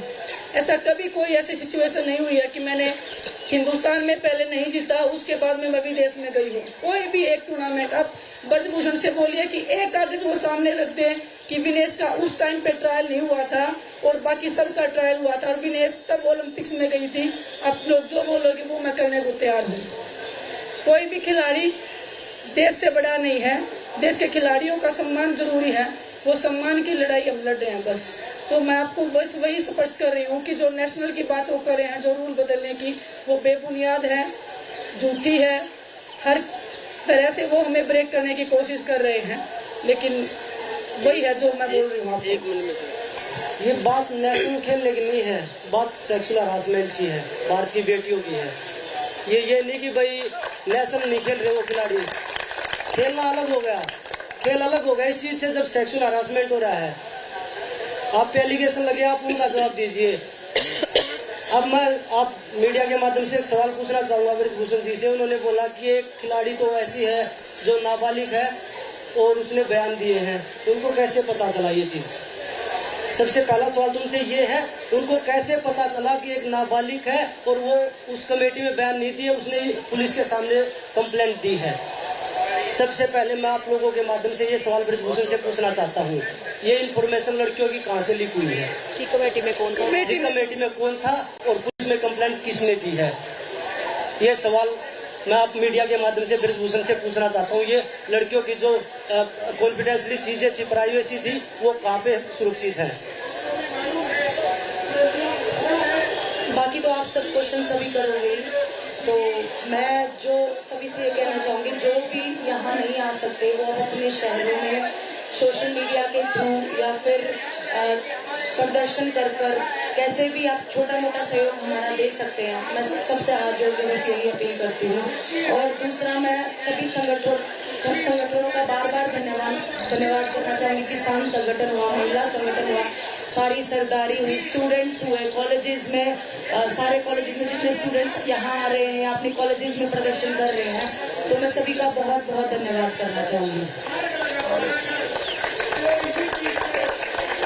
जितने भी लोग हमारे देश में संवैधानिक पदों पे बैठे हैं, तो आम आदमी नागरिक का भी हक है मान सम्मान पाना, और जो ऊंचे पदों पे बैठे हैं उनका भी हक है।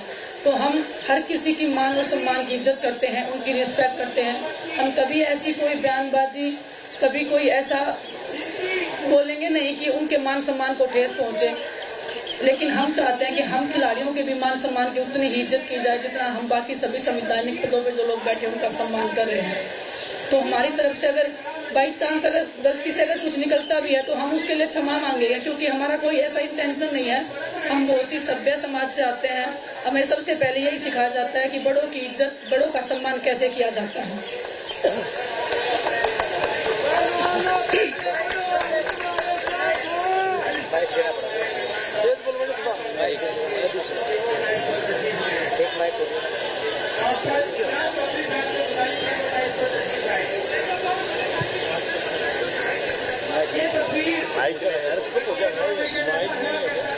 देखिए, वो तो सब उस दिन भी उन्होंने बयान दिया था पहले जब जंतर मंत्र में बैठे थे कि 3% की खिलाड़ी है, 97% मेरे पास है। अब वो बोल रहे कि 10% बैठे हैं, 90% मेरे पास है।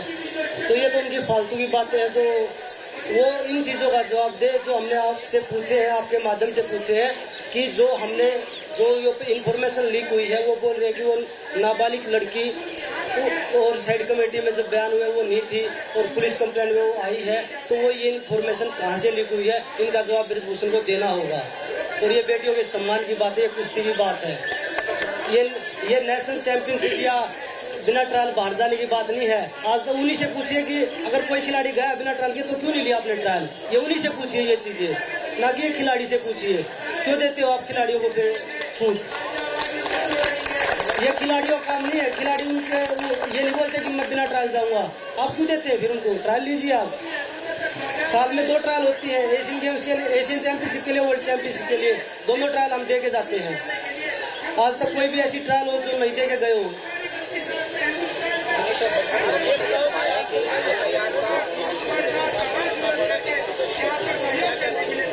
देखिए, रात को यहाँ पर हम 12 साढ़े 12 बजे लाइव भी आए थे कि यहाँ पे बिजली काट दी गई पुलिस प्रशासन द्वारा, पानी है, खाना है, अंदर नहीं आने दे रहे।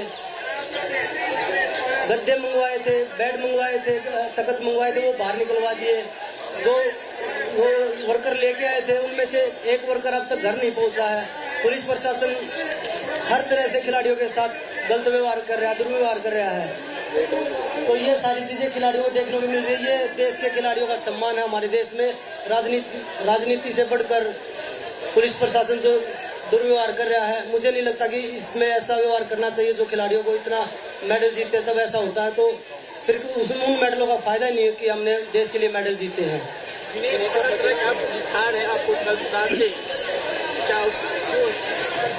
देखिए सर, यहाँ पे मकसद गिनना चाहते हुए भी वो काटे लेते हैं। हम पूरी कोशिश करते हैं कि ऐसा ना हो, लेकिन अगर लाइट नहीं है, पूरा दिन हम थक हार रहे हैं और वही आप लोगों से बात कर रहे हैं, तो वो थोड़ा सा खाना पीना अच्छे से नहीं हो रहा है।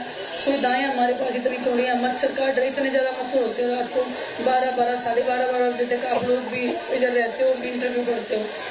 तो बस वही है कि पुलिस प्रशासन को थोड़ा सा आम आदमी के हिसाब से देखना चाहिए। हमें एक अच्छा ट्रीट तो कर ही सकते हैं कि एक आदमी का जो अधिकार है, संविधानिक देश में हम रहते हैं, तो इतना तो वो कर ही सकते हैं कि हमें लाइट पानी बिजली की तो सुविधा देगी। एक मैं अपनी तरफ से बोलना चाहती हूँ कि एक और उन्होंने बयान दिया था कि खिलाड़ी मुझे विदेश भेजना चाहते हैं। हम कोई नहीं है विदेश भेजने वाले या कहीं पे भेजने वाले, उनके कर्म हैं जो उनको लेके जाएंगे। अच्छे कर्म करोगे तो ये देश आपको मान सम्मान देगा, गलत कर्म करोगे तो ये परमात्मा आपको सजा देगा, और वो सजा उसको मिलनी चाहिए। बस हमारा एक ही है कि हमें न्याय मिलना चाहिए। कल आप कह रहे थे कि हो सकता है पुलिस एफआईआर करेगी, आज आप लोगों ने एफआईआर देख लिया है, इसे प्रॉपर अकॉर्डिंग टू कोर्ट वगैरह नहीं। देखिए मैम, आशीर्वाद की बात मैं आपको बताती हूँ। हकीकत में जब हम नहीं देते थे, मेरी शादी थी, मैं कार्ड नहीं दे रही थी, सामने से बोला अब मेरे को कार्ड नहीं दोगे।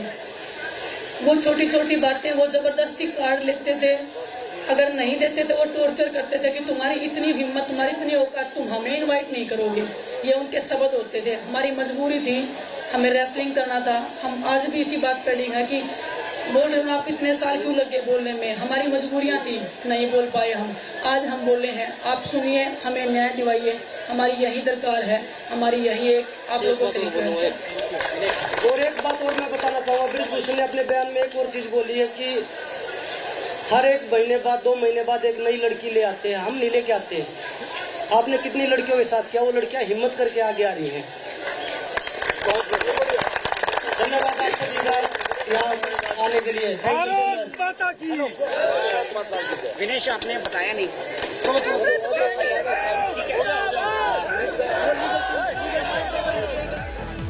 They in fact continue to level these allegations. They're asking questions about how Bridgebhushan Sharan Singh got to know or got the information about the minor girl and how she too had registered a complaint.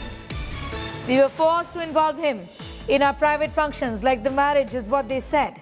Given that Bridgebhushan too earlier had spoken to the press saying that if I were that bad and if I was in fact sexually exploiting these women, why were they inviting me or involving me in their personal functions like the wedding, for example, is what he said.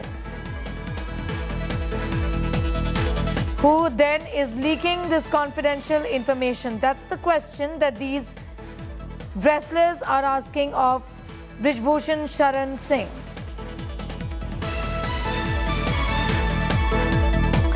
The wrestlers continue to protest at Delhi's Jantar Mantar. They want Bridgebhushan Sharan Singh to be immediately arrested.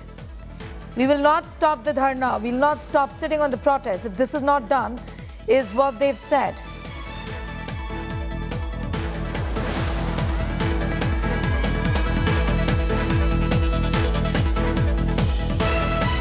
Who is leaking the confidential information? That's the question that the wrestlers are asking of Bridgebhushan Sharan Singh.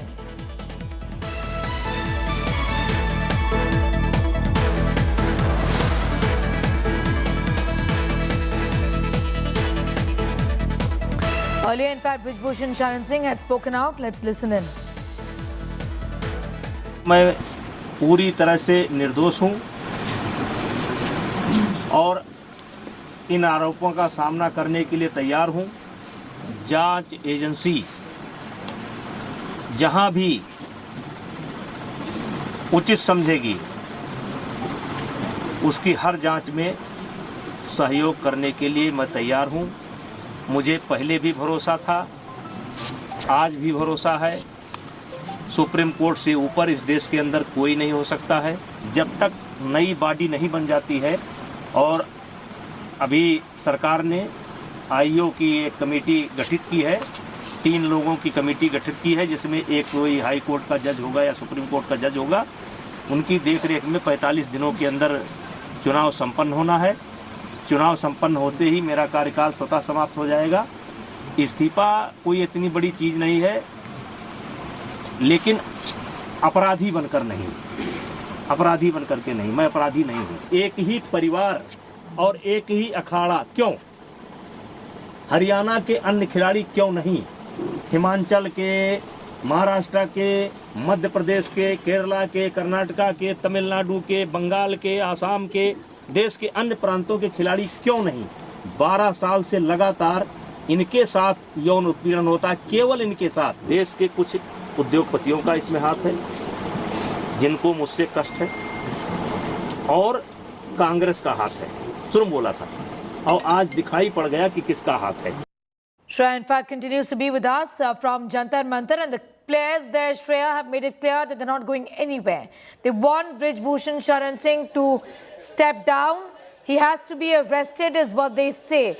They've been complaining about the fact that they haven't got a copy of the FIR. What do they say now? Well, they have got the copy of the FIR, that is the copy which is against the complaint of the 6 wrestlers. They haven't got the copy of obviously the minor, because that copy will be furnished directly to the complainant and the complainant's family member. Now, what ideally Bajrang Punia has raised a question is that how did Brij Bhushan Singh get to know that the minor girl hadn't deposed before the oversight committee? So he's raising a very pertinent point that if or not a person had spoken before the committee, how did the details come out before Brij Bhushan Singh? That is pertinently the question that Bajrang Punia made out of the press conference. They also said that the allegations that Brij Bhushan is making, that the reason they are protesting is because they do not want to fight for nationals, they directly want to go for Olympics, is baseless, and they have given examples of the fact that Vinesh in fact has played nationals 10 times. So these were basically the counter allegations and the response to that that these wrestlers are giving. But clearly what we know, that the wrestlers will not be stopping their protest until and unless there's any concrete investigation against Brij Bhushan. Just an FIR is something that they're not really happy about. But yes, Sneha, they have finally been provided the copy of the FIR. Bajrang Punia also had said that. Okay. Also, I want to ask you, what are you picking up from your sources within Delhi Police? Because here is a person who's been in fact blamed of, or rather, his sections under, he's facing charges under the stringent provisions of POCSO. These are very serious charges. Well, see, Sneha, we see that investigation from here will pan out in a very strategic stage. First and foremost, there has to be statements of all the victims that will be registered.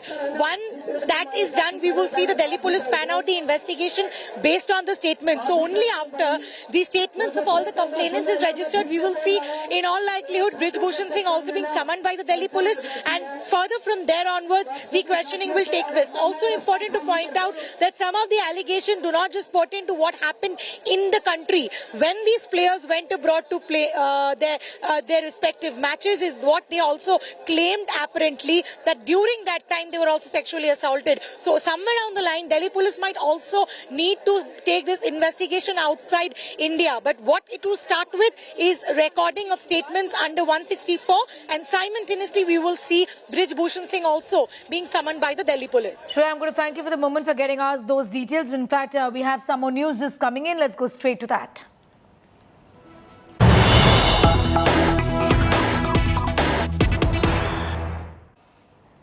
Some news just in. External Affairs Minister has shamed Pakistan before Pakistan Minister's India visit. As Jaishankar has said, Pakistan supports cross-border terror. Big attack from the External Affairs Minister at expansionist China. China violated the pact. Ties are abnormal is what is being said by S. Jaishankar.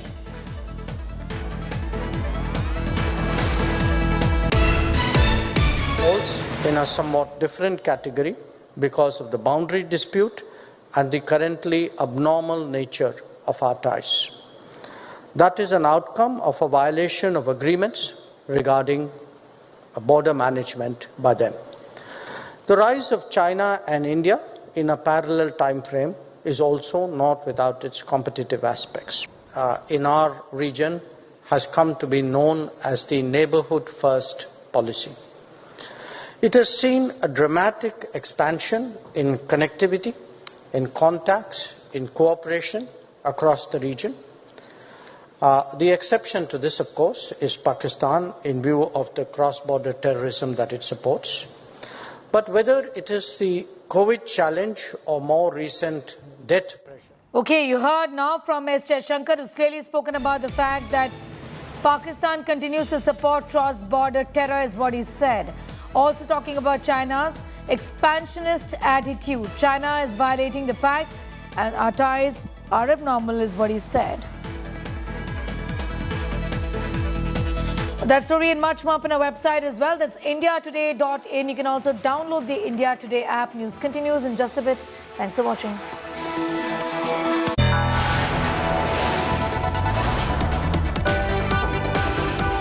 You are watching India Today.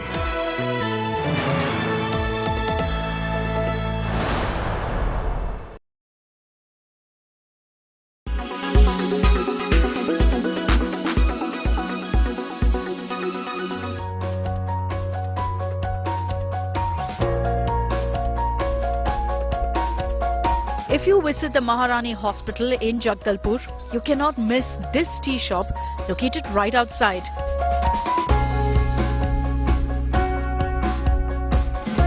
Plastered with social messages, the shop funds medicine worth 1,500 rupees every month for the needy. Jaiswal also provides milk and hot water to pregnant women free of cost. सन 2016 से मैं कोई doctor के माध्यम से मैं जो गरीब असहाय और बेसहारा जिनका कोई नहीं है उनके लिए मैं दवा निःशुल्क देने का प्रयास किया और मैं शुरू से देता चला आ रहा हूँ और जिससे बहुत से जो गरीब गांव से आते हैं उनका कोई नहीं है, जैसे बहुत लाचार बेबस है, उनके पास पैसे नहीं है, गर्म पानी के लिए नहीं है, दूध के लिए नहीं है, तो मैं उनका ये सब भी योगदान करता हूँ. Ashok Jaiswal was given the nickname Doctor by his grandmother, and his good deeds have done full justice to his popular nickname Dr. Chaiwala. मेरा नाम डॉक्टर मेरे नानी के द्वारा रखा गया था. ये तो यहाँ पे आकर कुछ लोगों ने बोला कि आप अस्पताल के नाम यहाँ पे है इसलिए आपका नाम डॉक्टर रखा गया. ऐसा कुछ नहीं है. मेरा नाम मेरे नानी के द्वारा रखा गया था शुरू से ही. His customers come from across the city as they know they're drinking tea for a cause. गरीबों की मदद करते हैं, जरूरतमंद लोगों को दवाई भी ये दिलाते हैं, बिना कॉस्ट के दवाई दिलवाते हैं. शुरू से ही इनको हम लोग सब डॉक्टर साहब ही बुला के पुकारते हैं, इसीलिए वो फेमस हो गए डॉक्टर साहब के नाम. The question on everyone's mind: how does Dr. Chaiwala afford to do charity? अगर इंसान चाहे करे हेल्प करने की तो कर सकता है. अगर आप महीने में 40,000 कमा रहे हो तो आप 5,000 भी दे सकते हो. बस इच्छा होनी चाहिए. Bureau Report, India Today.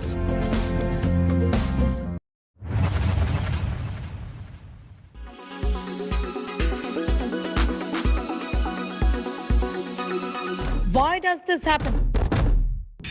Let me tell you the science behind it.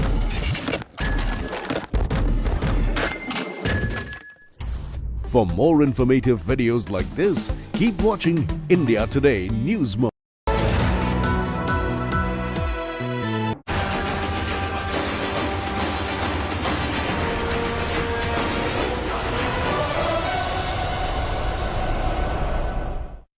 Hello and welcome. You're watching our special broadcast. I'm Dipali Patel, and in the next 30 minutes, I'm going to take you back in time to revisit the history of the dynasty, which is known for its grandeur and rich culture.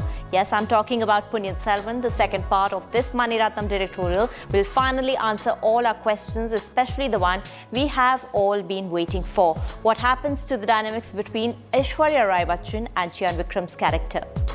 இளவரசே, கொள்ளிடம் நதிக்கு தெற்கே உள்ள பகுதியை மதுராந்தக தேவருக்கும் வடக்கே உள்ள பகுதியை உங்களுக்கும் பிரித்துக் கொடுத்தால் அது நியாயமாக இருக்கும். पुण्य Ponniyin Selvan Part 1 ended on a cliffhanger, charting Arulmozhivarman's journey to become the Chola Empire's greatest ruler. However, there's one more angle the fans are keenly hoping for: the extension of relationship between Chyan Vikram's character Aditya Karikalan and Nandini,